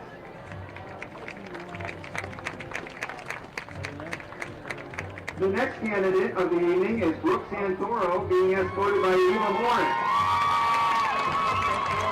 Brooke is the daughter of Mandy Stucca. She resides in Johnsonburg and has played many sports, including volleyball, basketball, wrestling, soccer, track and field, recreational soccer, and is on the honor roll. Brooke volunteers at the Broadway Church, the Johnsonburg Community Building, and at many different sports games. She plans on attending Robert Morris University, majoring in biology pre-med. Eva is the daughter of Amy Morris and Marvin Morris, and she resides in Johnsonburg and plays volleyball and is on the high honor roll. She has volunteered at the Broadway Church her whole high school career. She plans on attending Robert Morris University and majoring in biology with a pre-med focus.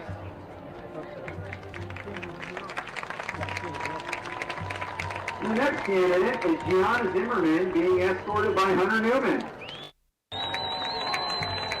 Gianna is the daughter of Jenna Zimmerman and John Zimmerman and resides in Johnsonburg. Her activities include student council, volleyball, basketball, track and field, and she has been a competitive cheerleader for 15 years, as well as a competitive dancer for 3 years. She is also the class of 2026's treasurer. Gianna plans to attend the University of Pittsburgh main campus for pre-law and also plans to try out for the university's cheer team. Hunter is the son of Cindy Allegretto and John Newman and resides in Wilcox. Hunter participates in basketball, tennis, track and field, baseball, golf, and is a member of the National Honor Society. He plans to join and serve in the Air Force and then attend a 4-year university for business administration.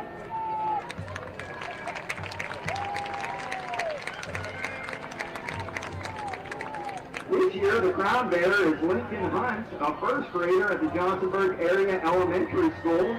He is the son of Dan and Nikki Hunt. Lincoln is escorting the flower girl, Emma Bolts, a kindergartner at Johnsonburg Area Elementary School. She is the daughter of Tim and Amy Bolts.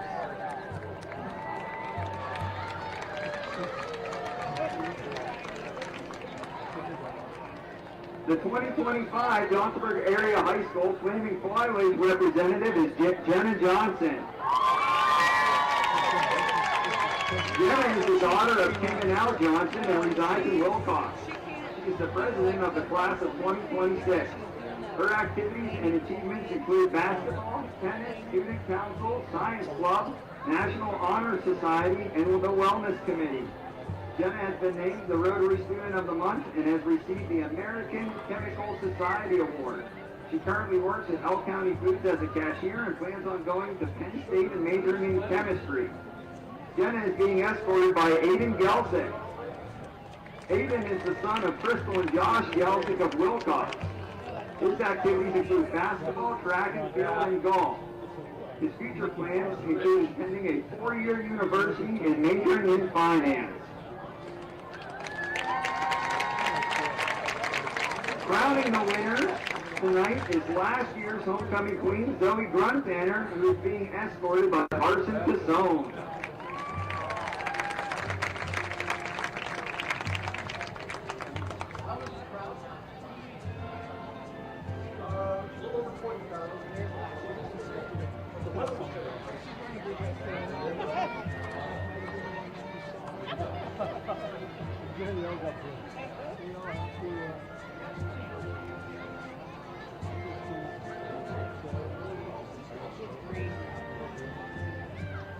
And here are results of tonight's ceremony.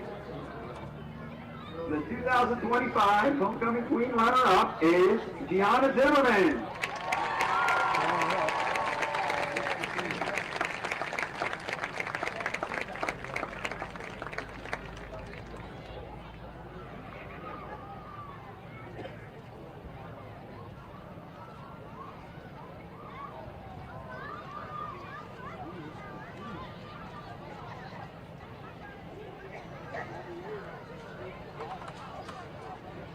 And the 2025 Johnsonburg Area High School Homecoming Queen is Ella Helpway.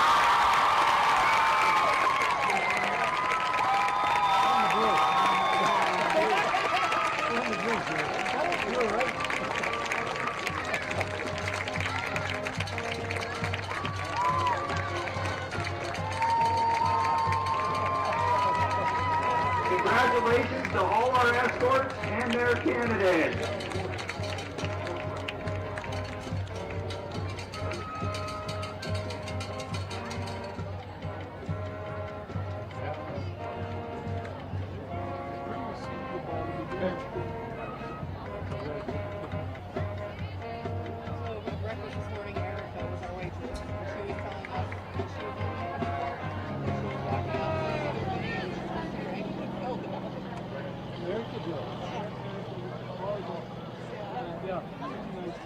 She has braces now. Yeah, she got braces. And she's like, I'm so ugly. Did you know she used to be there? Yeah. Way back there. Yeah, that was roughly what?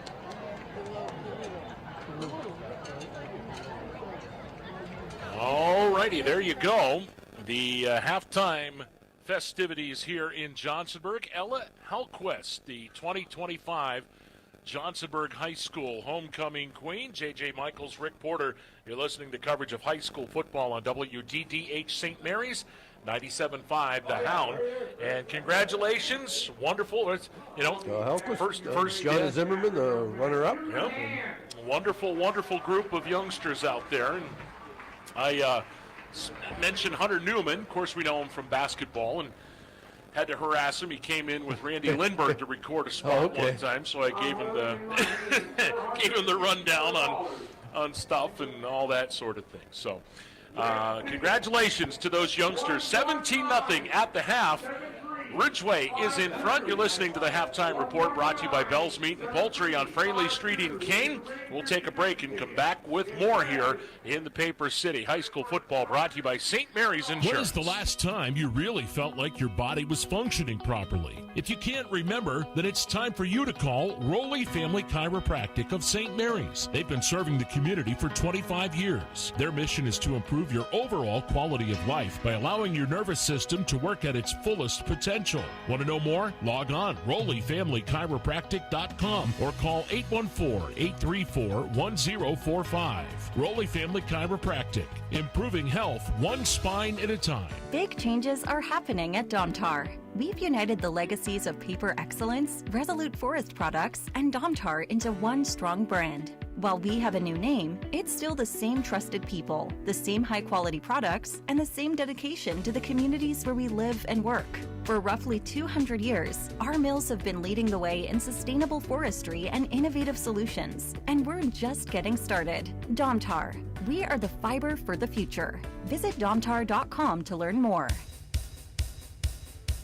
Zook Motors in Kane is a proud supporter of the area's high school sports teams. They know what it means to be part of a community. Family owned and operated, they've been serving the area for almost 100 years. That's why you can trust Zooks to find you the right vehicle for your needs and price range. Best of luck to the players and coaches in today's matchup from everyone on the team at Zook Motors, your area Ford dealer just west of Kane on Route 6.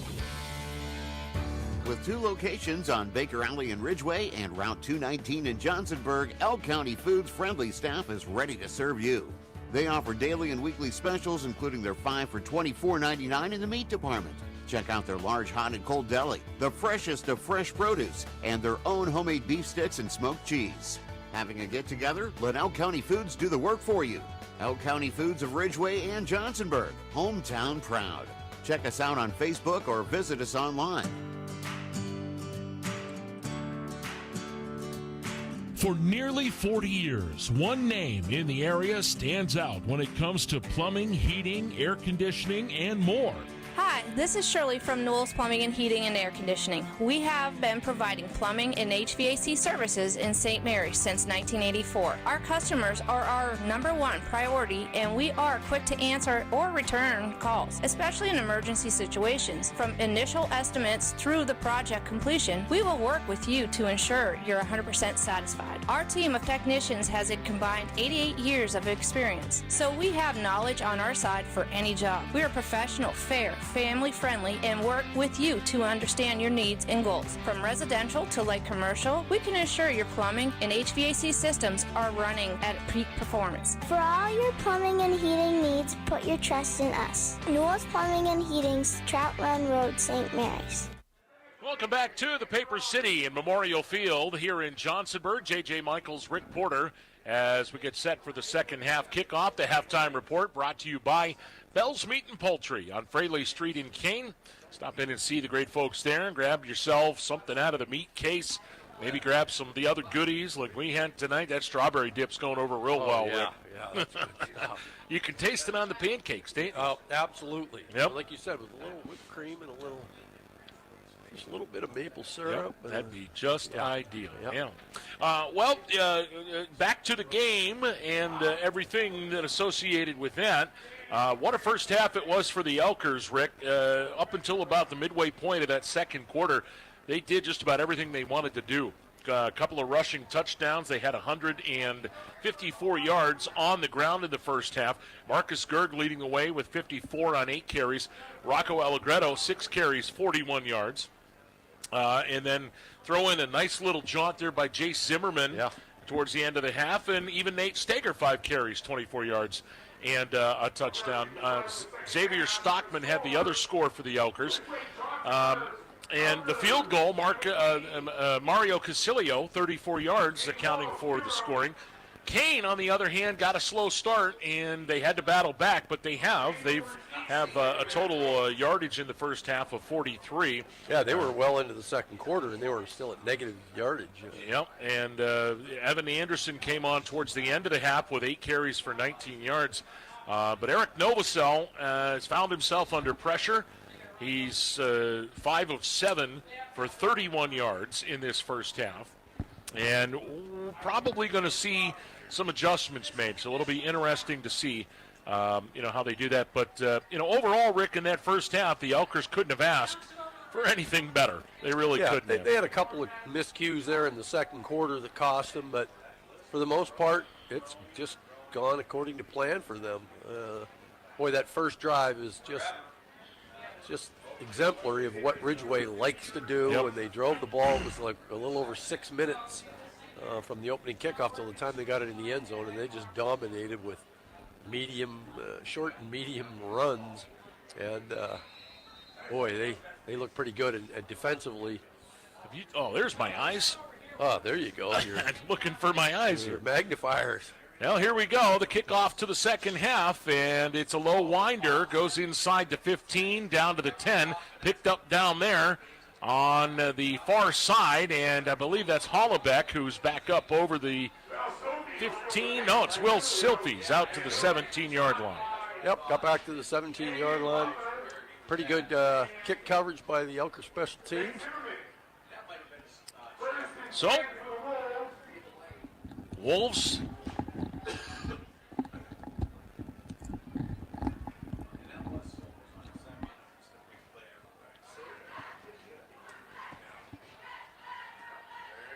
wake up the cameraman here and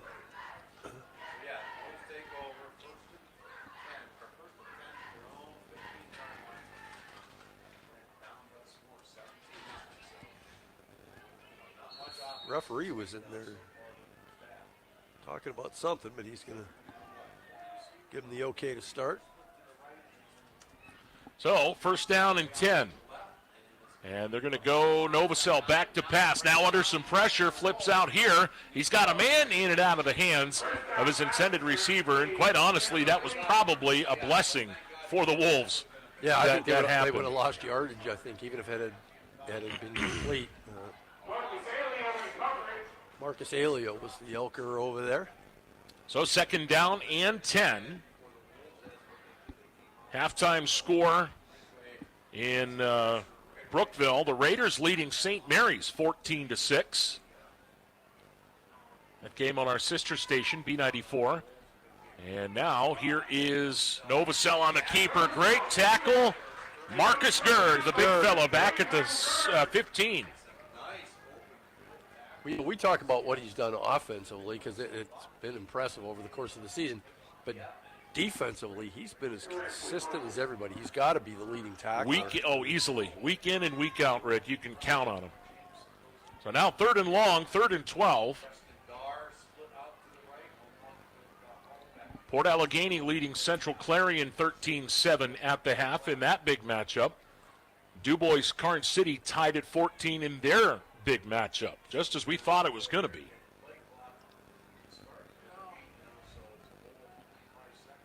So now back to throw. Novosel flips out here, got him in. It's caught up at the 24, and that is Talent Schaefer. Schaefer out of bounds, short of that first down. A couple of yards short, it looks like. 4th and 2. And they're good.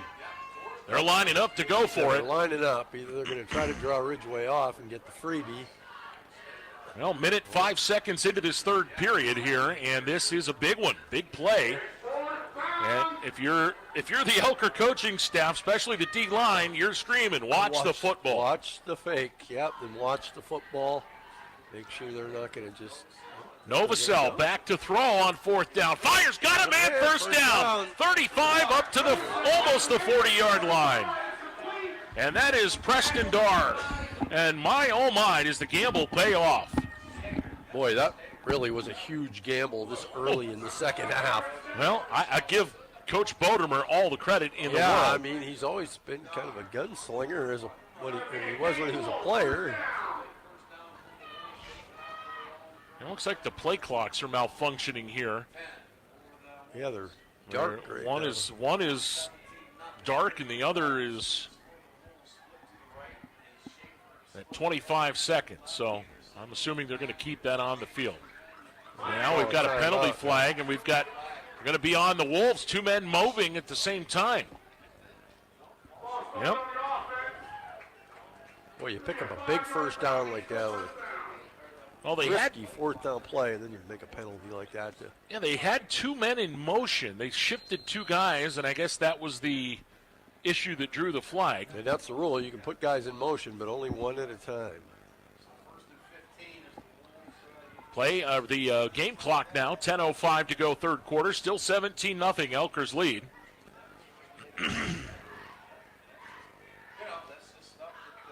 And the Wolves now going to put 5 in this formation. Trips to the right.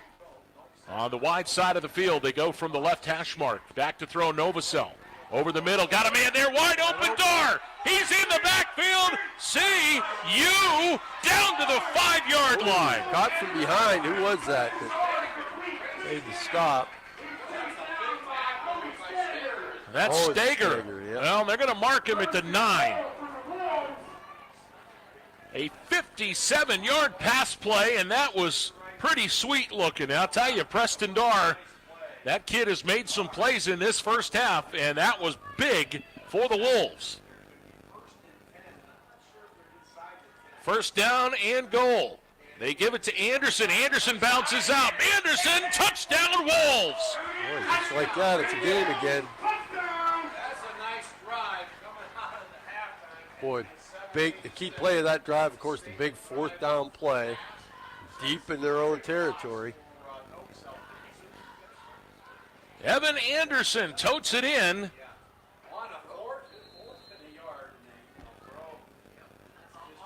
And we got us a ball game. And now Tyson Boschert is on for the extra point attempt.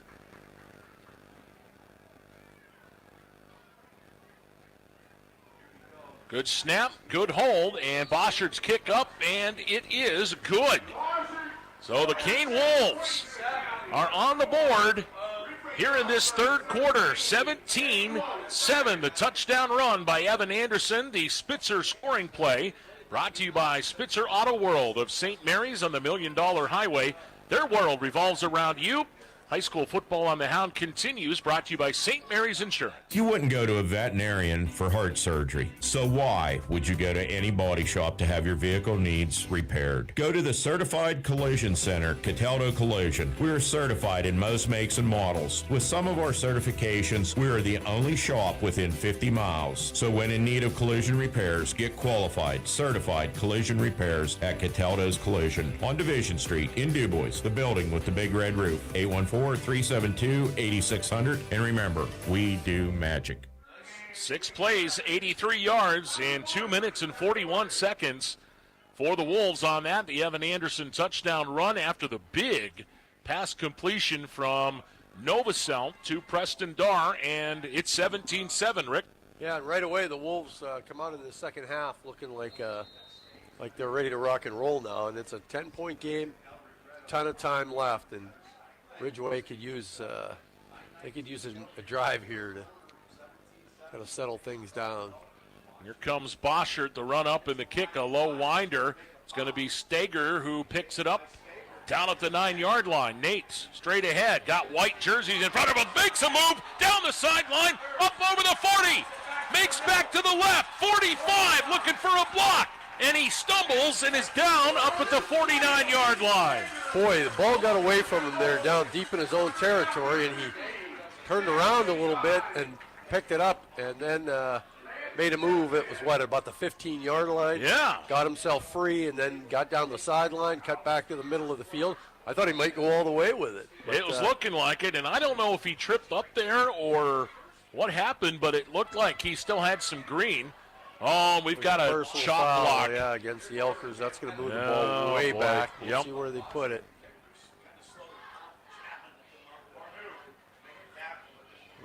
They're going to move it back to about the 30. So that'll move it back. Well, they mark off from the 36.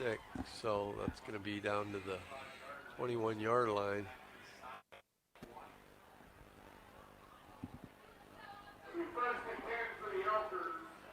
And that hurts. Back to the 21-yard line. Yeah, they'll make it the 22, actually. That negates, though, a nice run back. Yep. Nate Stager, but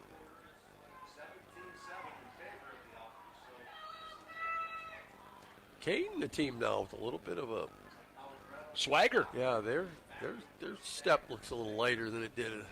Here comes Gerg straight ahead, and Gerg runs into a white jersey wall. He'll lose a yard, maybe. He probably, well, it looks like he's going to get back to the line of scrimmage, but there's some fired-up kids playing football for the Wolves on defense right now. Yeah, and Kane just really wasn't playing with a whole lot of emotion there in that first half. There really wasn't much of a reason to be emotional. But, boy, they're showing a little bit of it now. 8:40 in a moving clock here in the third quarter. Ridgway 17, Kane 7. Second down, 10 at the 22-yard line. They're going to put a slot right here as they move from the middle of the field. And it'll be Stockman to the right side. Stockman goes down, and a big play there on the end. That was Thomas Shrub with the big hit.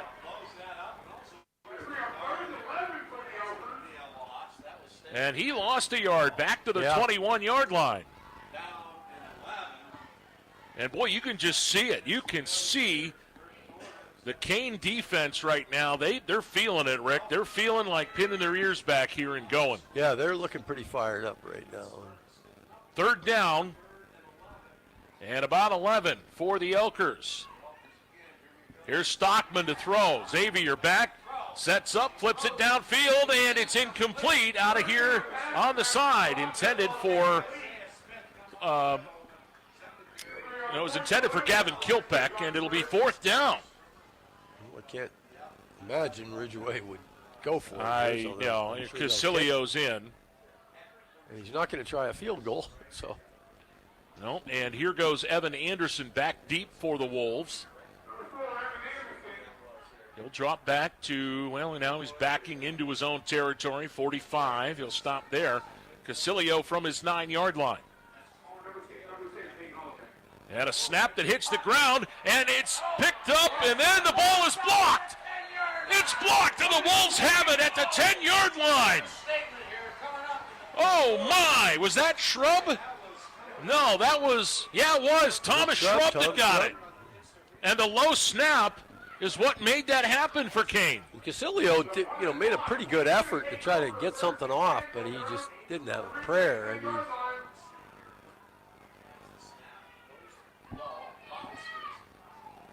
well, all of a sudden now it's obvious Kane is looking like the team that. Well, they've got it first and goal at the 10-yard line. 7:35 to go in this third quarter. And the Wolves first and goal. They go Anderson. Anderson pushes by one wave and then is swarmed under down at about the 7-yard line.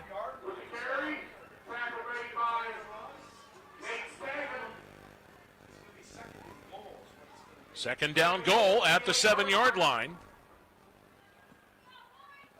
And wow.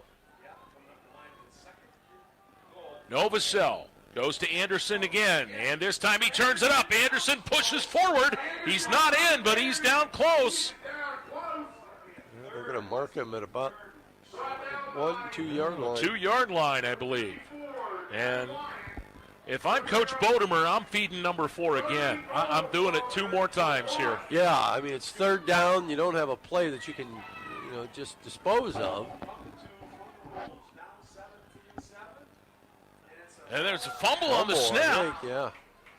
And boy, the Wolves come up with it, and boy, are they lucky. It's going to be fourth down, though. Fourth and goal from the 2. Because he recovered it at about the line of scrimmage. From the 4, so he lost a couple of yards. All right. Yeah. Wow, well, that hurt. They're going to go for it here, and why not? Well, the Wolves came up with a big stop on the series there, and the blocked punt now. Can they stop Kane? Here's Anderson pushing forward. He didn't get there. He's down at the 1-yard line. Boy, and you can hear the sigh of relief from Coach Heindel. That was a collective sigh on the guys wearing the maroon. Yeah. Now, Ridgway's still in trouble here at the 1-yard line. They're down at the 1-yard line, yep. 6:05 to go in the third quarter, but how big was that, Rick? How big was that stop? Well, Kane had just an absolutely golden opportunity right there and just could not take advantage of it. Allegretto and Gerg in the backfield on first down from the 1, and they go straight ahead. And it was either one of them, and it was Gerg. It was a guy in a maroon helmet. The guy in a maroon helmet. That's all I can tell you. It was Gerg. Straight ahead. And he'll get out to the 3. Just a little bit of breathing room. 17-7. Elkers lead it. Down to 5:40 to go in this third quarter.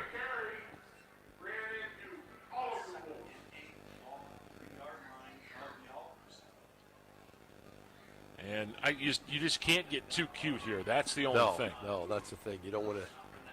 You already gave Kane a just unbelievable opportunity. You don't want to give him another one. Second down. And this time it is Allegretto. Nope, Stockman. Check that. Xavier Stockman. And he gets a yard.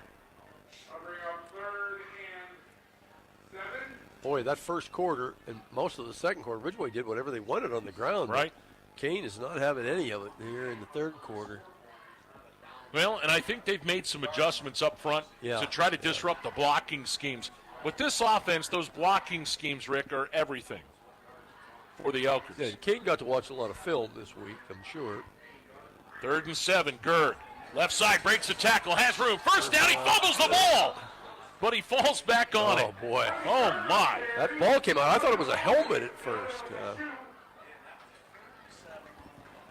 Well, they're going to mark him back where the fumble was at the 16. Still good for a first down. Boy, now Ridgway can breathe a little bit easier. That was a big first down coming out of that stop with the 1. And if you're the Wolves here, you can't give up. You got to keep pinning your ears back. You're still in this game, and you have a chance if you can seal them and shut them down here. You're still going to get some pretty good field position in all likelihood. And here comes a run right. He's going to lose yardage. That is Zimmerman, and Zimmerman gets slammed to the turf rudely back at the 15. He got thrown down like steer wrestling there or something. That's right. Yeah, that's exactly what it looked like. Grabbed him by the horns and twisted him right to the ground. So a loss of 1, 2nd and 11, 3:40 to go, third quarter. Elkers by 10. Loss of about half a yard on that last play. Here comes Gerg. Gerg straight ahead. Plows forward over the 20-yard line to about the 21. Good positive yardage that time. It's going to be 3rd and about 6. Maybe 5. Looks like 6. Yep. More importantly here, this drive, this first down plus here, has melted 3 minutes off the clock. Yeah, and the clock, there's plenty of game left. With just over 3 minutes to play third quarter, but I mean, if you're Ridgway, you don't mind seeing that clock run. Right. With a 10-point lead.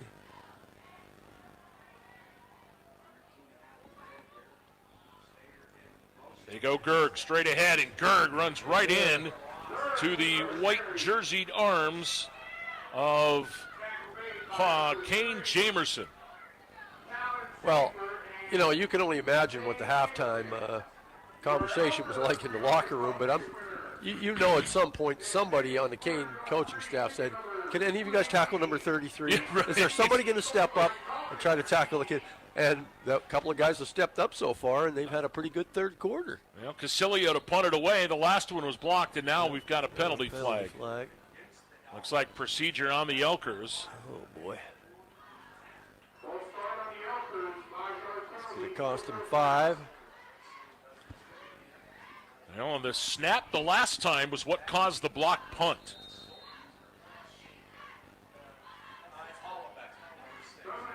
Hollaback. Well, he was back, and now they're going to switch up. I think Silfies is going back. Nope, check that. It's Novacell. Yeah. So, Casilio, good kick. Oh, it's blocked again! They got it! It's down at the 1-yard line, and they pick it up. That might be is that a touchdown? It looks like it. I didn't see it. It is. It is. Touchdown Wolves! A special teams touchdown. And boy, what a game-changing play that is. And that was Thomas Shrub who recovered it. And he's having a heck of a third quarter, isn't he, Thomas Shrub? Oh, my goodness. Boy, and the Elkers just look like a team they look like a boxer that got almost knocked out. They're just staggering on their feet right now, trying to stay alive here.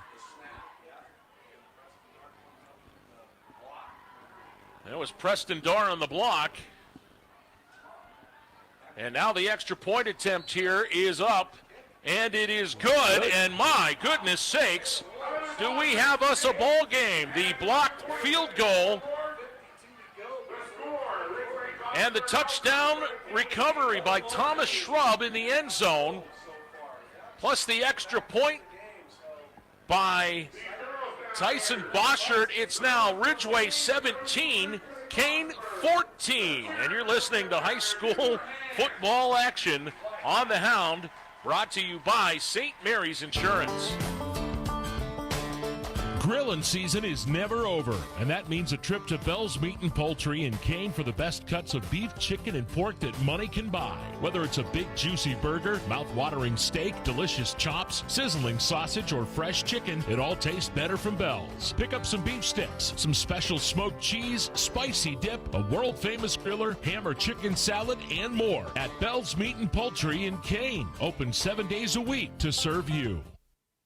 Wow, what a turn of events here in Johnsonburg as two blocked punts coming to haunt the Elkers. That last one recovered in the end zone by Thomas Shrub for the touchdown. Well, really, Ridgway needs something positive to happen on this next possession. Boy, they sure do. They are just reeling right now.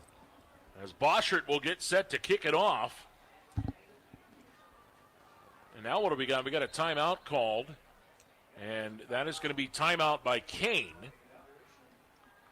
with 1:52 to go here in this third quarter. But, I mean, right now, Rick, if you're Coach Heindel, you've got to gather your troops here and say, guys, come on, we got to get this together. We were in control of this game earlier, and now, it's a 3-point ball game. I mean, at the end of the first quarter, in all honesty, I thought this could end up being a blowout. Yeah. The way it looked, Ridgway just manhandled Kane in that first quarter. And about, like I said earlier, midway through the second quarter, the scale started to tip a little bit the other direction. And since then, it's just been just a couple of disasters for the Elkers. And Kane able to take advantage of the second block kick, convert that to a touchdown. Well, and you can bet the guys in white right now are believing. Oh yeah, they're the guys. They're the guys playing with the swagger right now. And this is a point where, I mean, you've got Stager back deep there.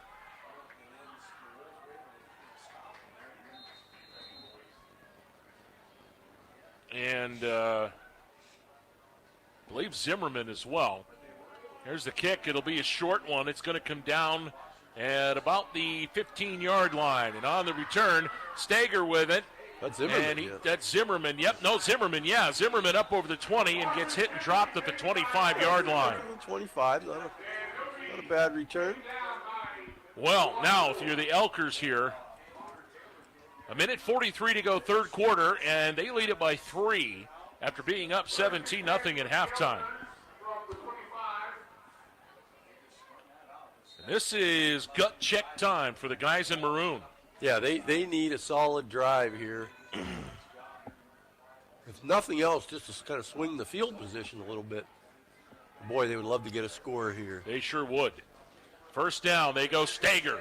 Student body left. Stager turns the corner, has a nice run out towards the 35. He's going to be close to the first down. He's going to be close. I think they're going to mark him a little bit short, maybe half a yard short. I don't know. He's close. He's the way got this guy looks here. Yeah, that's right there. He needed 10, and he got 10 and a beef stick. And the clock winds. Minute 25 to go, third quarter. Don't you dare go away.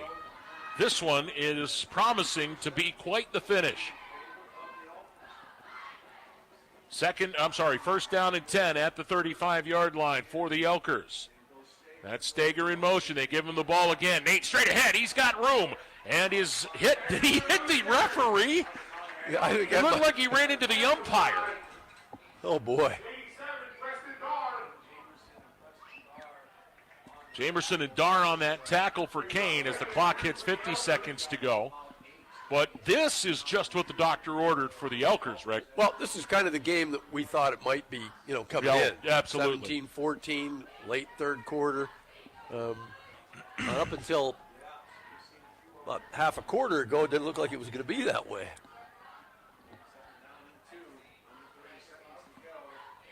And here's Gerg straight ahead. And Marcus going to have the first down.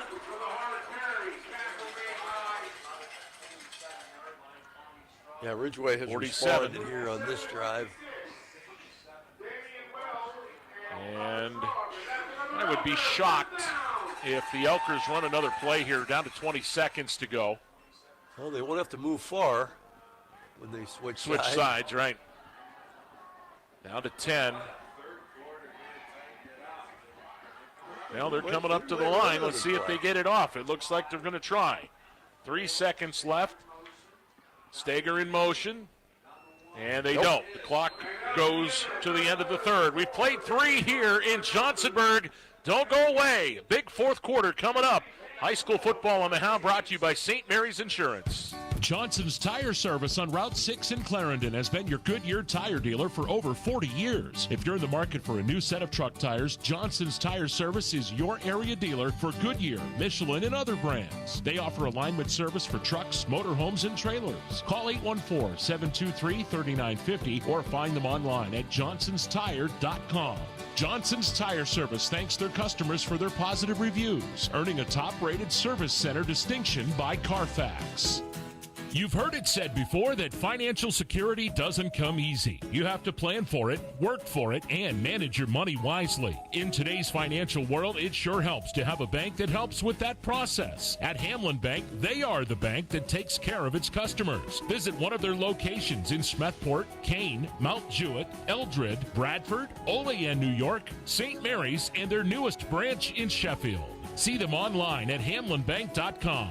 Member FDIC. When it comes to protecting your home, your car, your family, or your business, why trust someone miles away? Welcome back to Johnsonburg and Memorial Field. Start of the fourth quarter here. 17-14. The Elkers lead it. They have the ball. And here comes Xavier Stockman to the left side. And Stockman gets up across midfield into Wolves territory. They're actually going to mark him right at midfield. Yep, so he picked up about 3. 2 big blocked punts. Yeah, the first one, boy, when Kane didn't capitalize on that first one in the third quarter, you thought, boy, that was their opportunity. Yeah, boy, the Elkers gave another one right on its heels, and the Wolves took advantage that time. Here's Stager back the other way, and he goes where Isaiah Smith rips him down in the backfield. Smith. Yeah, he just made penetration. Nobody blocked him. And he just wrapped up Nate Stager. And from a size perspective, there's no contest between those two. Boy, mark that play right there, because the Elkers have gotten some momentum back here, and that forces them into a 3rd and long. Let's see if it affects everything as we head down the stretch. Yeah, I imagine they're going to throw here. Stockman, play fake. He's back to throw, rolling to the right. Now flips downfield, and nobody home. It's overshot of the intended receiver, and it'll be 4th down. And now here comes another interesting situation. The last 2 punts have been blocked. Yeah, and if you're the Ridgway coaching staff, if I'm an assistant coach, I'm not even going to. I'm just going to look away and just hope that the ball gets off because I don't even want to see that again. And if you're Casilio, you got to be concerned about, hey, how am I going to get some blocking this time?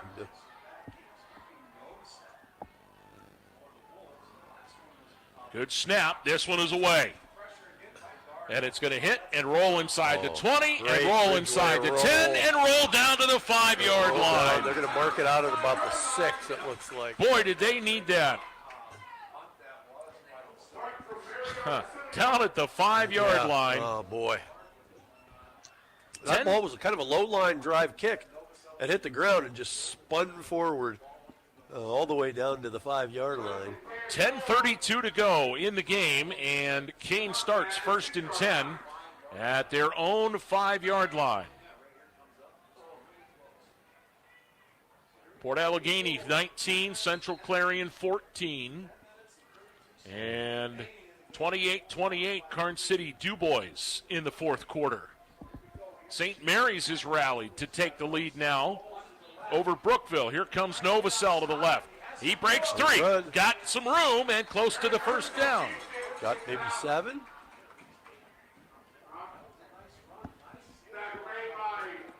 Boy, when you can seal off that corner, Rick, that is... Well, that's a difference between no gain and a 7-yard run right there.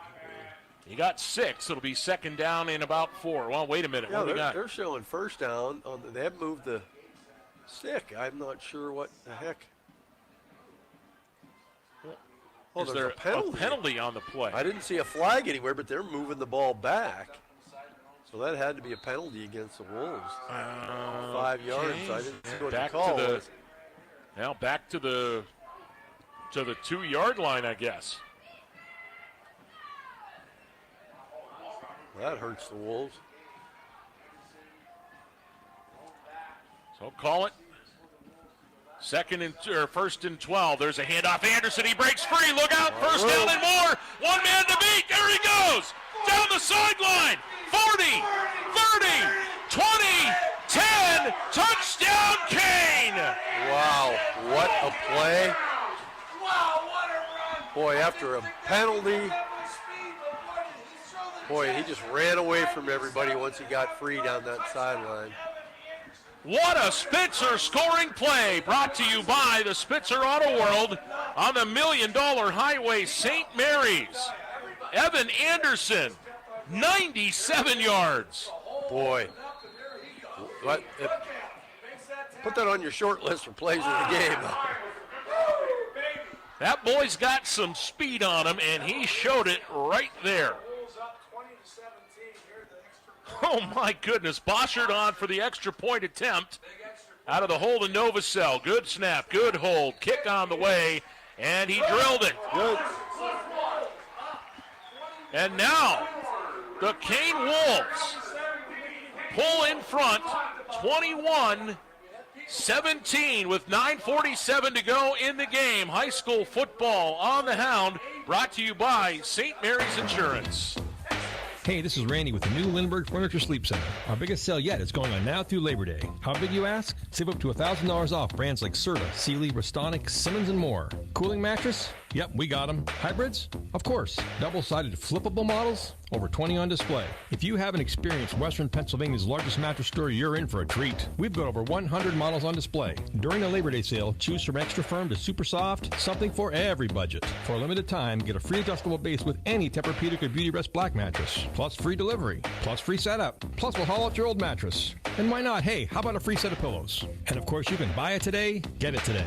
But don't hit snooze on this sale, because just like summer, it's for a limited time, so hurry in. That's the new Lindbergh Furniture Sleep Center, the store for everyone who sleeps. Hey, why shop around? Why waste your time? At Lindbergh Furniture, they'll treat you fine. For selection, quality, the best in town. Shop Lindbergh, they're the best around. Lindbergh. Wow, there's no thunderstorms in the area yet, but lightning just struck. Yeah. Evan Anderson, 97 yards, and now the kickoff comes down at the 18-yard line. One of the up men, that's Steger, and Owen Stager back out over the 25 to the 28-yard line.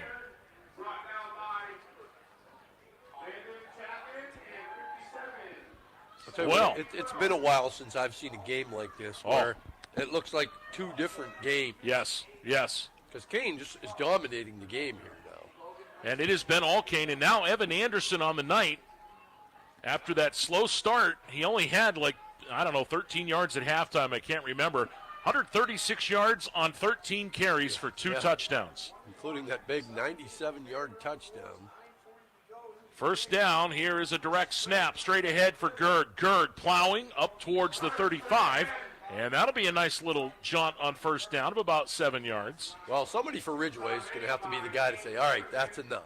Yeah. If I'm the coaching staff, I'm going to probably lay that on Gerd because he's the guy that's capable, and he ripped off 7 yards there on a nice run. Yeah, I think that without a doubt Marcus is the team leader.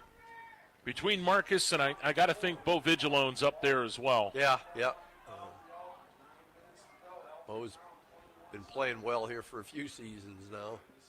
Second down. Stockman's in the backfield. He's going to flip it out. He's got his man out in the flat there. That's Stager. Stager, first down up over the 40 and out of bounds. He got out to around the 45. No, they're going to mark him out of bounds at about the 42. And a first down.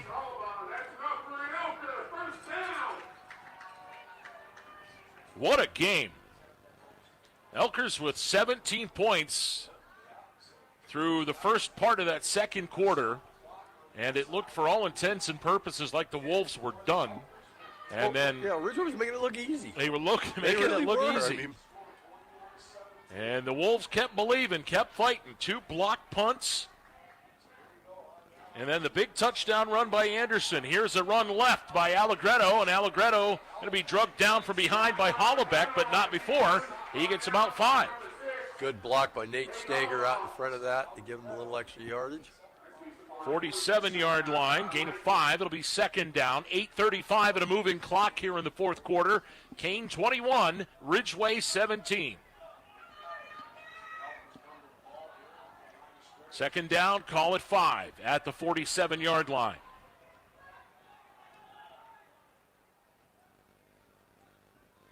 And here is Stager, run right. Can't get away from one guy, now back up, and he'll be lucky to get back to the line of scrimmage there as the Wolves had some great defensive line penetration there. Yeah, it looked like Nate was going to lose probably 3 yards, and he managed to escape, cut back to his right, and got back to maybe a little beyond the line of scrimmage there. Be third and about 5. So it's third down at 5. I mean, this is a huge play right here for Ridgway.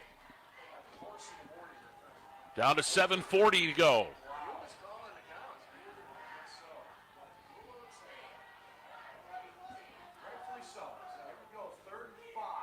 Here comes Allegretto straight ahead, and Rocco moves forward, first down into Kane territory. Down to the 47-yard line of the Wolves. Rocco Allegretto, big play.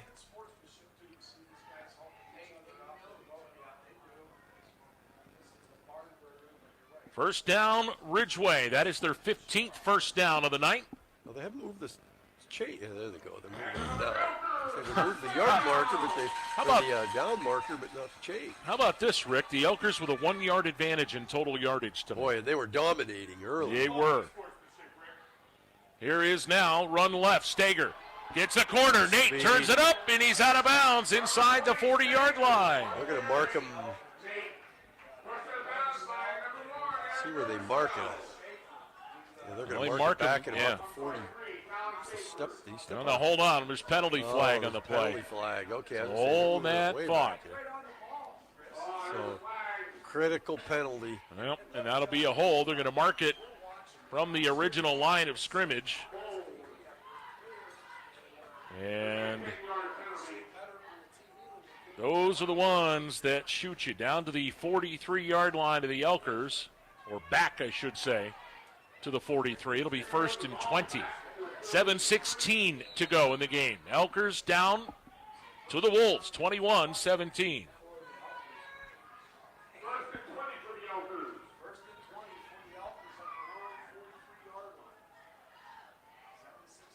Here's Stockman to throw.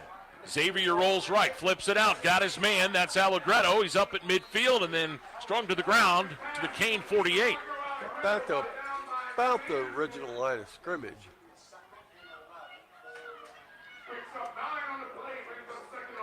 Well, not quite back. The original line of scrimmage would be 2nd and 11. Yep, 2nd down and about 11.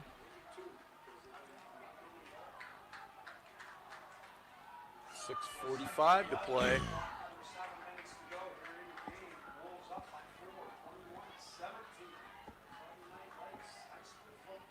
Well, I remember a few years back, there's again, now we've got penalty flags. And that's going to be on Ridgway, a procedure penalty.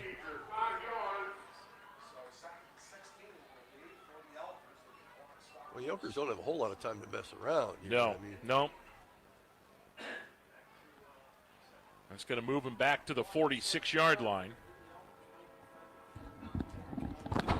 And 2nd down at about 16.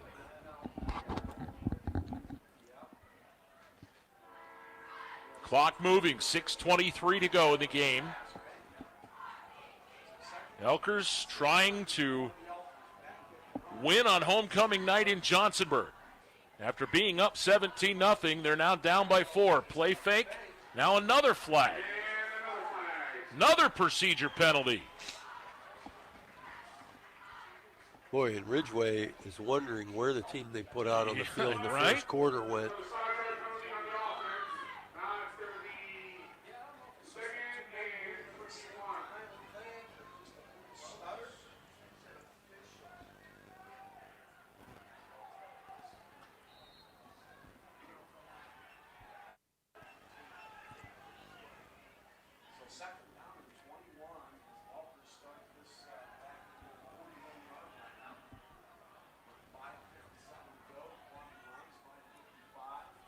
Clock moving again now, under 6 minutes to go. Here's a play fake.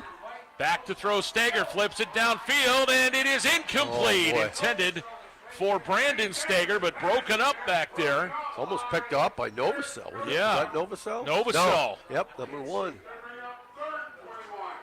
Well.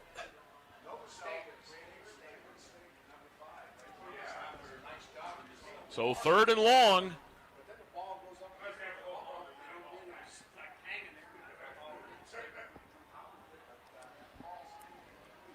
And all of a sudden, a hush falls over the home crowd. 5:45 to go in the game. Train rolls past the stadium. Yes, indeed. One of the great features of this fine little football-filled stadium. Here's Stockman to throw. Out in the flat, got his man. That's Allegretto. He gets up to the 47-yard line. It's just a short gain, though, not nearly enough. It's going to be 4th and about 14 or 15. Probably 15. They're going to have to kick it, I would think. Plenty of time left, but Casilio's on the sideline, so they're going for it. It looks like they're going to go, yeah, boy. Wow, 5:15, a moving clock. Kane 21, Ridgway 17. And the train just scored itself.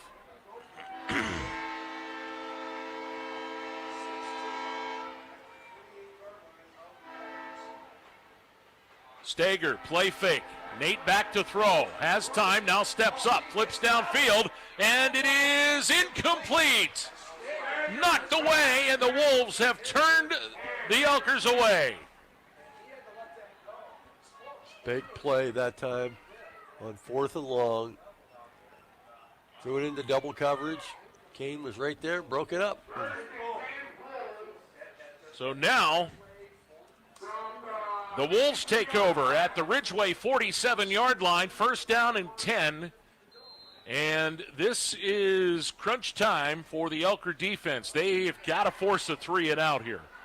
I mean, Kane picks up a couple first downs here. That could be it. Yeah, yep, very much so. 4:51 left to go. And on 1st down, it's Anderson straight ahead. Anderson, big hole inside the 40, 1st down to the 35-yard line.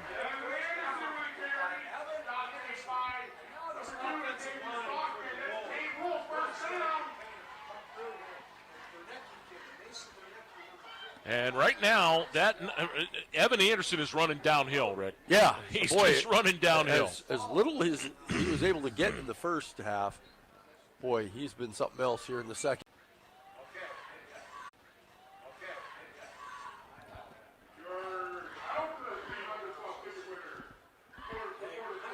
4:06 left to go.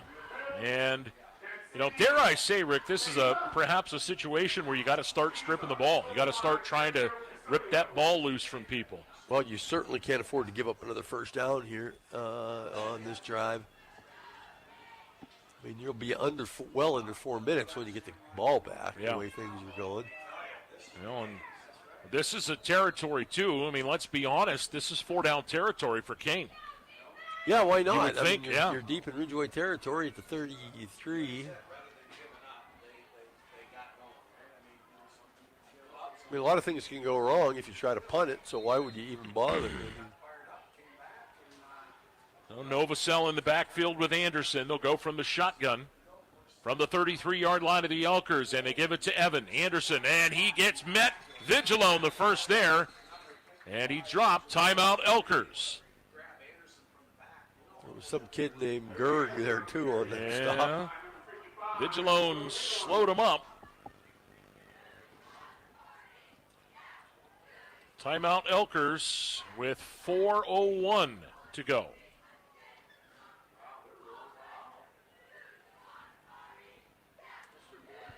And now you face a third down.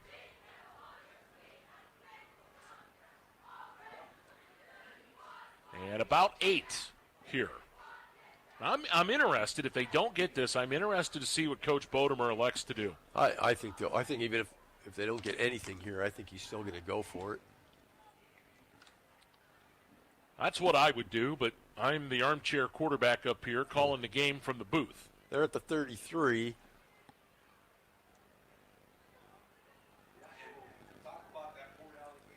I mean, if let's just say they get a couple yards here, maybe, and make it 3rd or 4th and 5. Yeah. Even if they don't make that 4th down play, still got a pretty tough situation for Ridgway. And let's not forget this too. I mean, we've seen Tyson Boschert kick. Yeah. The kid can kick, so I mean that's an option too for him. Yeah. If they can get a little more yardage, then might make that a legitimate option. Anderson back there with Novosel again on the sidecar to the left, and Novosel's going to throw. He's going to go for it all, deep down the sideline, and it is it's picked off. Incomplete. Incomplete. Down at the 4, or did he get it? The official down there. It is Ridgway ball down at the 5. He signaled it incomplete, didn't he? I don't quite understand. Who got what that? That was there. Steger. That was Owen Steger. Yep. Well, and you know what? I can't blame the call there. I don't blame Bodemer for that call, and a lot of people might. Heck no. I mean, you're pitting Ridgway deep down in the, inside their 5-yard line now. Yeah. Oh, what are they? They're right at the 5, it looks like. So the Elkers with the ball and 95 yards to pay dirt and just under 4 minutes. This is a chance for them to run their offense, Rick. Yeah, I mean, that's enough time. One timeout. 3:53 to go. Kane leads it 21-17. Elkers from their own 5-yard line. We need a big play from somebody, Ridgway is, and Wolves might be taking the time. And I believe they will. Kane calls timeout.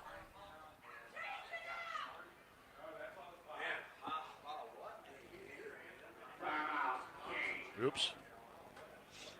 Kane timeout, and they're left with one. So both teams with one timeout here with 3:53 to go. And while we have the chance, let's take a look here at some of the other scores around the region. You're listening to coverage of high school football here on the Hound.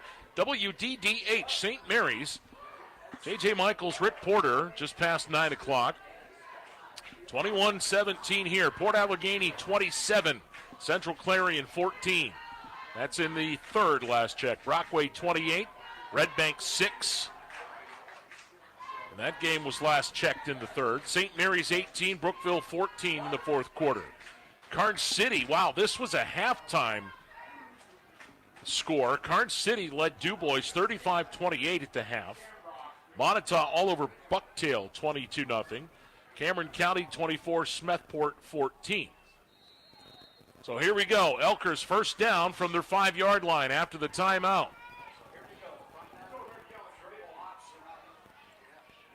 And they're going to go with a reverse around. And on the far side over there, out of bounds up toward the 10-yard line. And that was, who was that? That was Stockman. Isaiah Smith on the stop for the Wolves. Gain of 4, 2nd and 6. And the clock stops on the out-of-bounds play. Gergen Stockman in that backfield.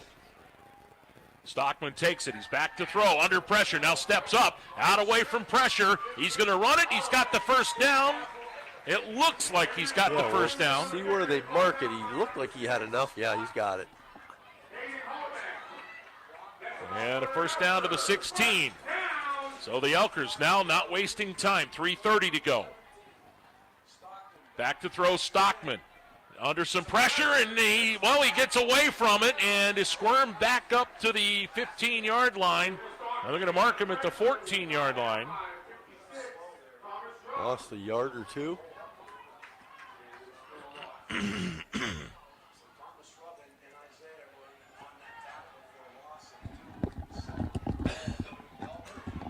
And it brings up 2nd and 13. 3 minutes to go. Here's Stockman to throw. Flips it over the middle. Got his man, Allegretto. Allegretto makes a move at the 20. He slips at the 19. Well, let's see. He got out of bounds over there. And he's down on the sideline, and that didn't look good. And I don't like that. Yeah, he got his foot caught in that turf and spun out of there. So Allegretto, they're going to mark him.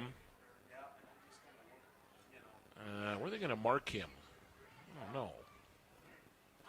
Did they put the ball down somewhere? I didn't see him. But yeah. I think they're going to play with look at like the 19 or 20. 19 or 20, yeah, I think they're going to put him at the 20. But that is not a big concern right now.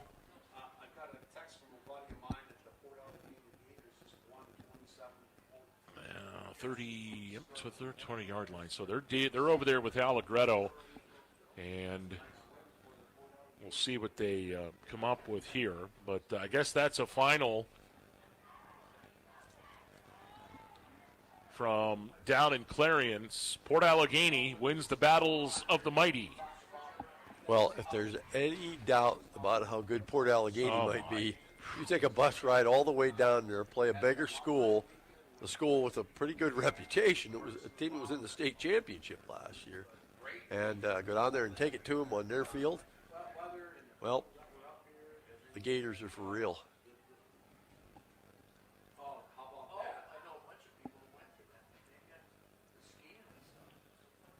So it looks like Allegretto going to get up and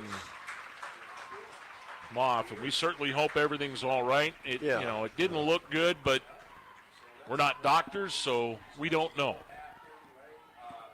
He's walking a little gingerly, but it doesn't look like anything too awful, but who knows? Well, like you said, we're not the medical staff.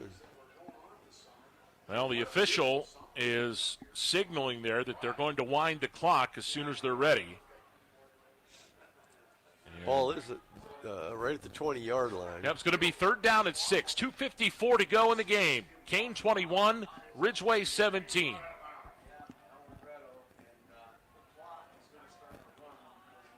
Big play here. Obviously, 4-down territory. But this is big here. Stockman will be in the backfield. And Rocco just now getting off to the Elker sideline. They wind the clock, and here we go. It'll be Stockman back. Steps up, fires, pass tipped, and it is incomplete.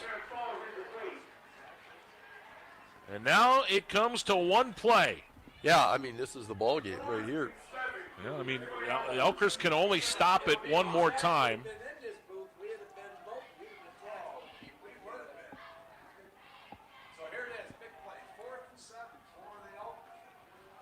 Fourth down. And they've got to get up to the 27-yard line for the first down. Stockman from the shotgun. He's back to throw. Under pressure, and he goes down. Back inside the 10 at the 7. Isaiah Smith on the sack. And unless some strange development happens, that's going to probably do it. Pretty much, unless there's, obviously, Ridgway can stop it once. They've got one timeout. And then you figure, 40 seconds twice after that, you're talking under a minute, perhaps. So I would suspect that Kane is. Well, they can't get a first down. No, it's first and goal at the 10. So if they score, obviously. And now Kane's going to take a timeout. That'll be their final timeout with 2:42 to go. And I think they wanted to get everything set to make sure they got all their marbles in a row. At the final Wolves timeout, Ridgway with the 1. 2:42 left, Kane 21, Ridgway 17. The Elkers led this game 17-0 in the second quarter. A couple of touchdown runs and a Mario Casilio field goal. And the light switch then went on for the Kane Wolves as they've scored 21 unanswered, including an electric 97-yard Evan Anderson touchdown run.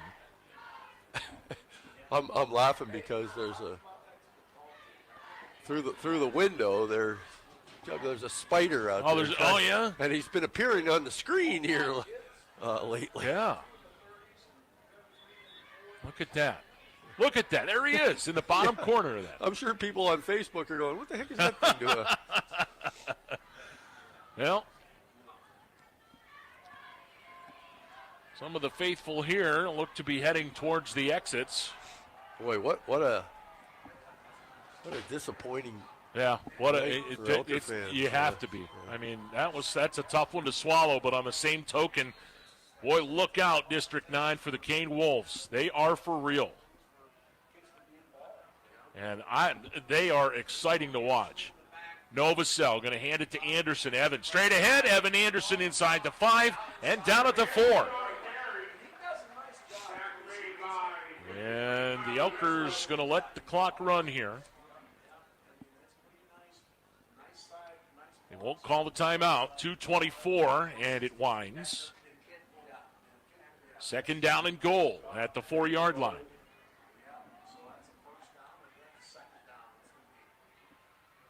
Anderson will maneuver around.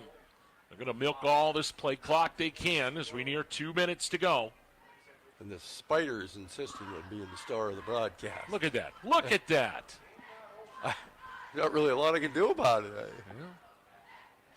we could knock it down, but I don't want to do that right now.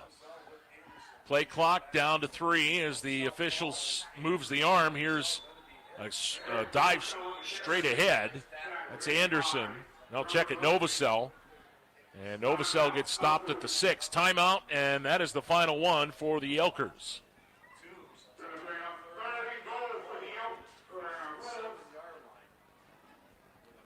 Minute 43 left on the clock.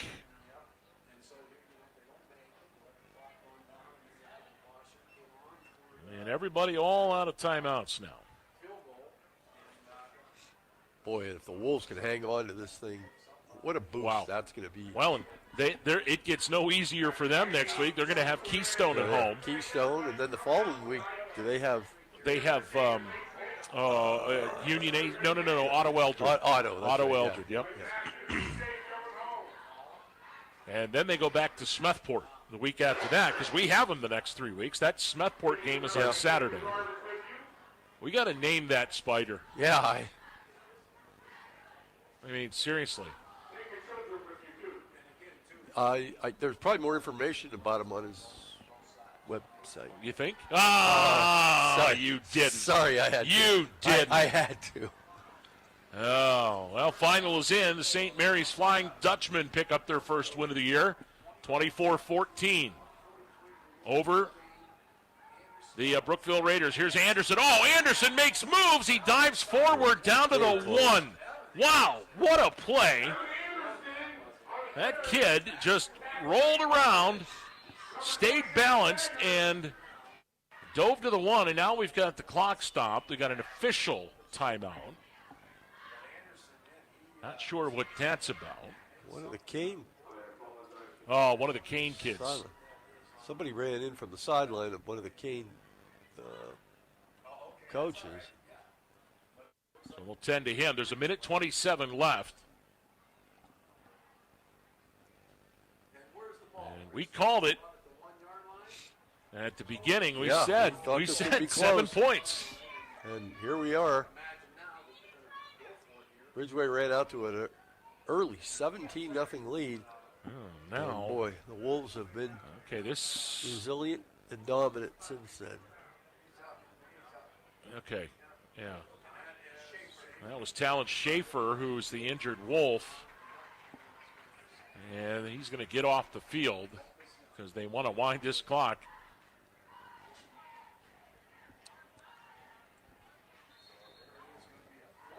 So it's 4th and goal at the 1. And with a minute 27 to go, if they can pound this one and stop the Wolves here, it's 99 yards.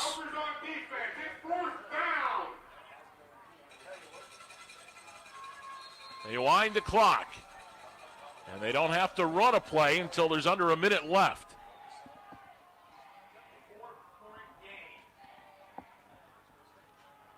Now there's 10.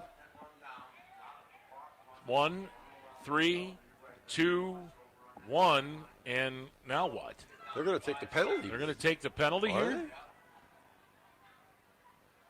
Yep. Yep, now they are. Delay of game.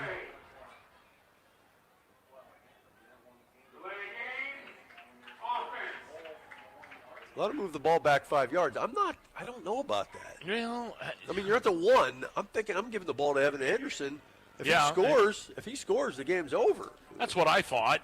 That's my thought, but Coach Bodemer elected, he wanted to run that clock down. Yeah, clock management means a lot, obviously. Now they're going to go. They're going to go for it. 4th and goal at the 6. There's 1 minute exactly left. Now they're going to try the field goal. Here comes Tyson Boschert. Yep.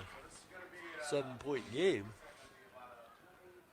This will be put down at the 13, so a 23-yard attempt. That's what he was doing, was trying to set up the field goal. Yep, okay.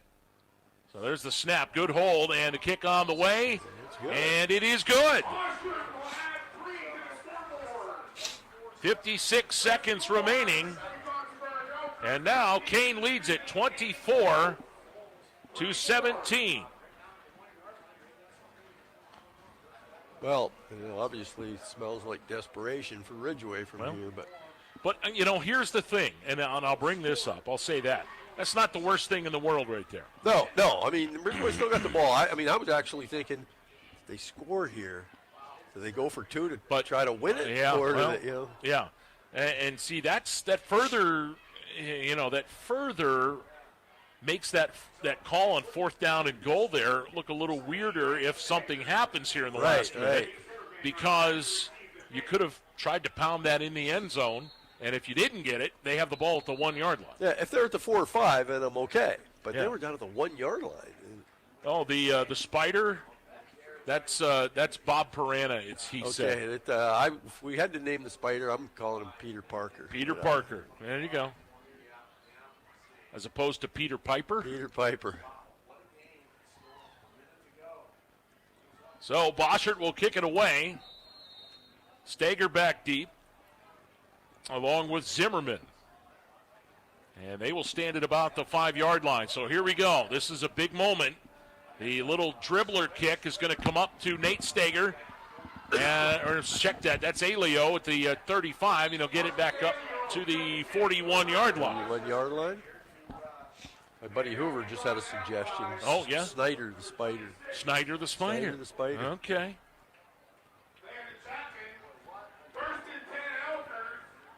So, 42-yard line, and the Elkers have 51 seconds and no timeouts. So they got to hustle. And you want to make this to the sideline at all costs. They're going to go slot right. And in the backfield, Stockman with it. Back to throw. Going to flip it down on the side here. He's got a man, and it is caught. Did he catch it? No, incomplete. Wow, that was very close.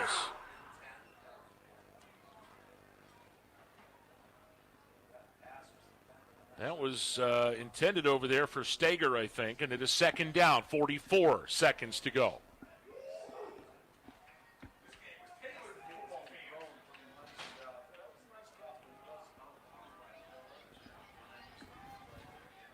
Well, it ain't over yet, fella. No Stockman. timeouts. Xavier back, sets, fires down again. Same play, and it picked off on the sideline. It's over now. It is over. Evan Anderson picks it off at the Kane 43-yard line. Wow.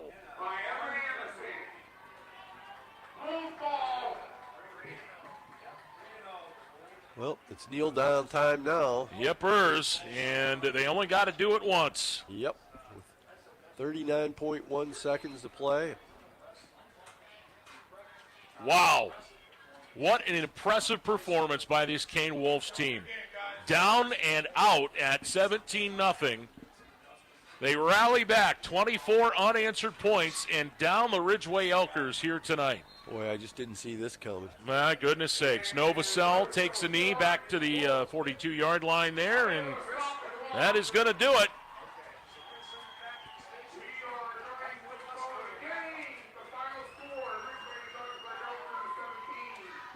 And that does it. The Ridgway Elkers fall to the Kane Wolves tonight, 24-17. We will take a break, and when we come back, we'll name our Rowley Family Chiropractic Player of the Game. And we'll wrap this one up from Johnsonburg. You're listening to coverage of high school football on the Hound, brought to you by St. Mary's Insurance. Heating and cooling done right, guaranteed. Epic heating and cooling, all day or night when you need. Epic heating and cooling. Epic. Every time we show up for you. Epic. Making your day feel epic, like a superhero. Epic. Heating and cooling experts, tried, trusted, and true. Epic. Every install feels epic, and when the time comes, you'll know. You know you've got our trusted team for the golden heat. Epic heating and cooling, all day or night when you need. Epic heating and cooling done right, guaranteed. Epic heating and cooling.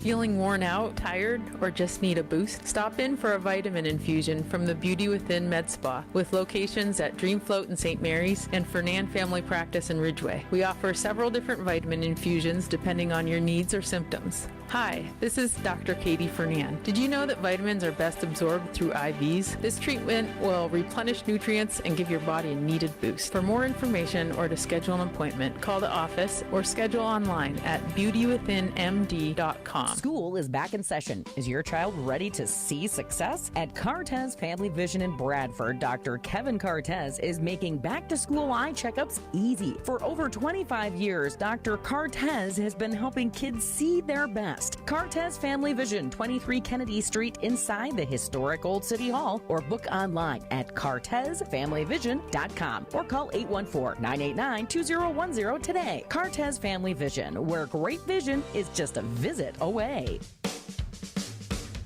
Need a loan? Go to Mountain Laurel Federal Credit Union.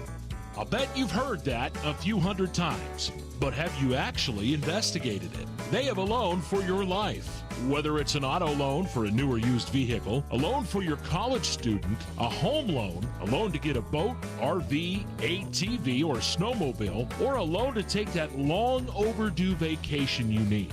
I think you get the idea. They give out a lot of loans. Not only that, but the rates on those loans are even sweeter. Do you live, work, worship, or attend school in Elk, Cameron, McKean, or Warren County? If so, then you qualify for membership at Mountain Laurel Federal Credit Union. See how simple it can be. Visit one of their 7 locations in the area or log on to mlfcu.net. Best of luck to all the athletes competing today from Mountain Laurel Federal Credit Union, where it certainly is good to be a member. Welcome back to Johnsonburg and Memorial Field, and the final score tonight, the Kane Wolves down 17-0 early in the second quarter. They scored 24 unanswered in the second half, and they win it 24-17 over the Ridgway Elkers on homecoming night in Johnsonburg. J.J. Michaels, Rick Porter, and boy, Rick, the tale of 2 games tonight. Wow, just a complete flip on both sides of this equation. For Ridgway, they were up early, then it couldn't get anything, and Kane, it was the opposite. Well, I'm trying to remember. This is my 22nd year doing high school football, and I don't remember a team ever being down 17-0 and coming back and winning. Yeah, well, it was, I mean, it's something. And it's something. You know, you got to give the Wolves credit. I mean, they really just gutted it out after they got behind early. And it wasn't just, a couple fluke plays. Ridgway just ran it down their throats and just dominated everything. And then all of a sudden, it got to be 17-7, then it was 17-14, and then Evan Anderson rips off. After a penalty, they had Kane deep in their own territory to 3-yard line. Yep. He runs down the right side, 97 yards for a touchdown. See you later. To give the Wolves a touchdown, and then a late field goal from Boschert kind of sealed the deal. And then the interception at the end was all she wrote. And the Elkers have to be feeling a little bit down right now. Snake bit, quite a bit I down. think is, yeah. Well, and I mean, the big part of this game, the big part was there in that third quarter with the 2 block punts. Yeah. That led to, the one was recovered for a touchdown, but, that 2 block punts, and then the momentum swung, and then all of a sudden, here goes the big pass to Preston Darr, setting up a touchdown. And then the big 97-yard touchdown run by Evan Anderson. And my goodness sakes, and what a night for Evan Anderson. Had himself quite the performance tonight when it was all said and done. And he is going to be our Rowley Family Chiropractic Player of the Game. Rowley Family Chiropractic on the $1 Million Highway, St. Mary's. Your health and well-being come first. Let their MVPs get you back into the game with top-notch care today. Call 814-834-1045 or visit RowleyFamilyChiropractic.com. Evan Anderson, at the half, Rick, had 13 yards. He finished with 159 on 17 carries with a couple of touchdowns. So 146 second-half yards. Boy, he's obviously deserving of that player of the game. That big I hope you don't mind, but I figured you probably would. No, it was obvious, although if there was an honorable mention, Mr. Shrub played himself pretty well. Yes, he did. Today yes, he did. So we'll mention him, but Evan Anderson, clearly the outstanding performer for the Wolves, and that touchdown run, I mean, that's probably the biggest run of his career. Well, I would agree with so that. far. Yep, I agree with that. And somebody else who played well tonight, it was Eric Novosel, 8 of 12 through the air, 112 yards. He had 1 interception, but that didn't do any harm. Preston Darr caught 4 of those balls for 90 yards in the game. On the Ridgway side of things, it was a big night for Marcus Gerg again, 15 carries, 85 yards. Rocco Allegretto with 8 carries for 52 yards, and we hope he's okay. He came off the field limping there late. And then Nate Stager with 9 carries, 37 yards, and a touchdown.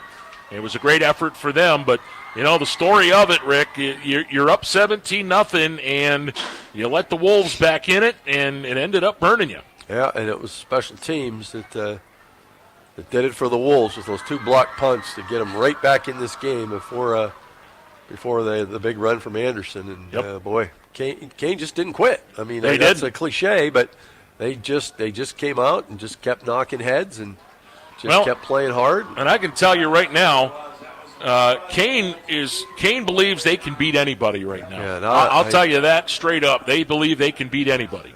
And they're 3-0 right now. Yeah, and they're looking good. Not a bad spot to be in. Yeah, and they got a test next week. Keystone is no easy go of it, and that's for sure. They'll have them, and we are going to be there next Friday night at Paul R. Miller Stadium for that one. And that should be an interesting matchup. But the schedule is favorable over the next several weeks for them because they've got rematch with Smethport looming. They've got Otto Eldred, who is struggling this year. So all of a sudden, for the Kane Wolves, it's looking really, really strong as you head through the mid part of the season. Yeah, I mean, it's a little early to be, thinking about playoffs, but, that's what we're here for. That's what we're here. That's why we do that. That's why we do this, and they play football. Well, congratulations to the Wolves tonight, winners over the Ridgway Elkers, 24-17, and that's going to wrap things up for us here tonight. Thank you so much for listening, everybody, and we have an update on the Spider, don't we? Spider, I'll tell you what, I've been watching the Spider, and he's been doing a great job on the web, I'm telling you. That thing is pretty good. And, he's working it right around there. All right. Well, again, the final score, Kane 24, Ridgway 17. For Rick Porter, I'm J.J. Michaels. Thank you so much for tuning in and watching tonight, everyone. Have a great weekend. Good night.